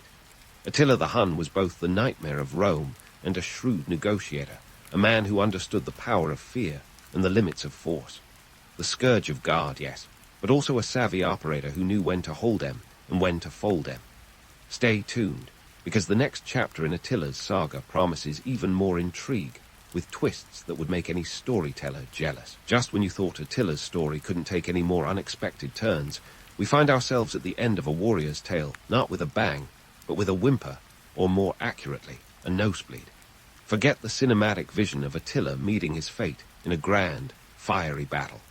Nope, his exit was more of a cautionary tale about the dangers of overindulgence. The year was 453 AD, and Attila was celebrating his latest nuptials to a young woman named Ildiko. Yes, the man known as the Scourge of God was also something of a romantic, or perhaps a serial monogamist, depending on how you view his multiple marriages. The celebration was a lavish affair, filled with the kind of feasting that would make a medieval banquet look like a diet convention. Attila, ever the life of the party, indulged a bit too much. Now, here's where history takes a wild left turn. After a night of revelry, Attila was found dead in his bed, the victim of a severe nosebleed that led to asphyxiation. That's right, the man who had brought empires to their knees was ultimately undone by a rogue blood vessel. It seems that even the mightiest fall prey to life's most mundane hazards. This wasn't just an embarrassing end for a feared warlord. It was a power vacuum waiting to happen. Attila's death sent shockwaves through the Hunnic Empire, which was already held together by the sheer force of his personality and military prowess. Without him, the empire was like a rudderless ship in a storm, destined to break apart on the rocks of internal division. Attila had sons, sure, but none of them possessed his charisma or strategic genius. The Hunnic Empire quickly devolved into a game of musical thrones, with various factions vying for control. It's a classic tale as old as time. When the strongman dies, the infighting begins. The Huns, who had once been the terror of Europe, found themselves turning on each other, their empire fraying faster than a cheap sweater in the wash. And what of Attila's mythos? Well, like any good legend, his story only grew larger in death. The Romans, who had once cowered before him, now found in his death a convenient narrative to bolster their own standing. The Scourge of God, they said, was felled by divine intervention, a fitting end for a man who had challenged the might of empire. Of course, the reality was far less glamorous, but who lets facts get in the way of a good story? Attila's larger-than-life reputation was a PR win, both for his enemies and for the Huns themselves.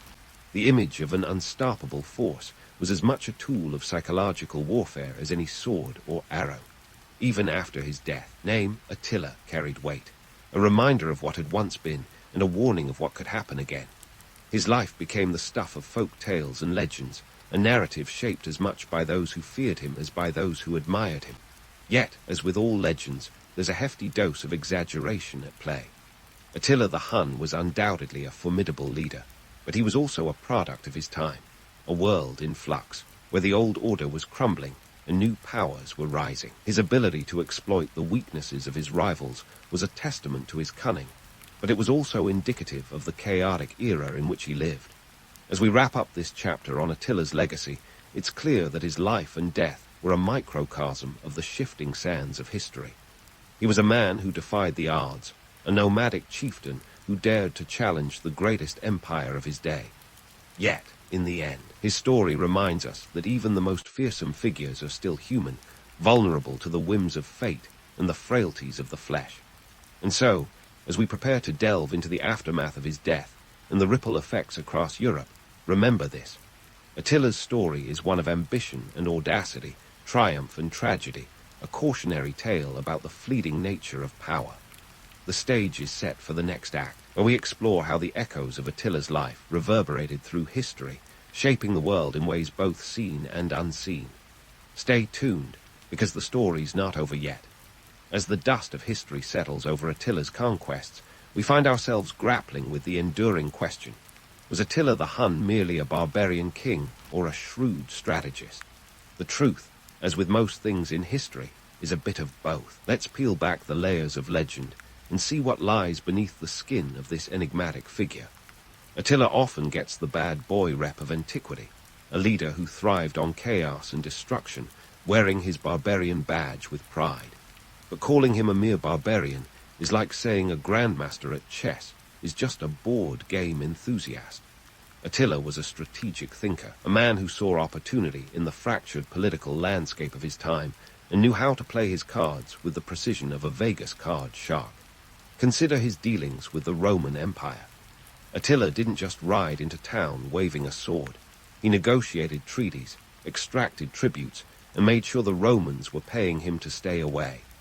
That takes some serious diplomatic finesse. We're talking about a man who turned the fine art of extortion into a business model that would make Wall Street bankers nod in approval. Remember that 700 pounds of gold annually from the Treaty of Margus. That's roughly 160,000 ounces, and at today's gold prices, we're looking at over $300 million. Not bad for a so-called barbarian, right? But let's not get too carried away with the romantic notion of Attila as a misunderstood genius. His reign was also characterized by brutality and bloodshed, a reminder that his strategic mind was often wielded like a sledgehammer. Cities were burned, populations enslaved, and fear was his currency.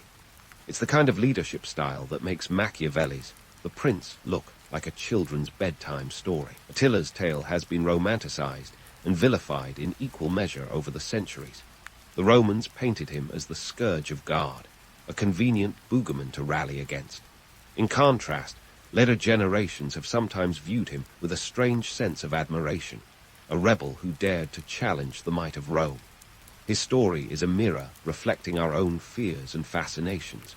In times of uncertainty, we look to figures like Attila, seeing in them the embodiment of chaos and control, destruction and order.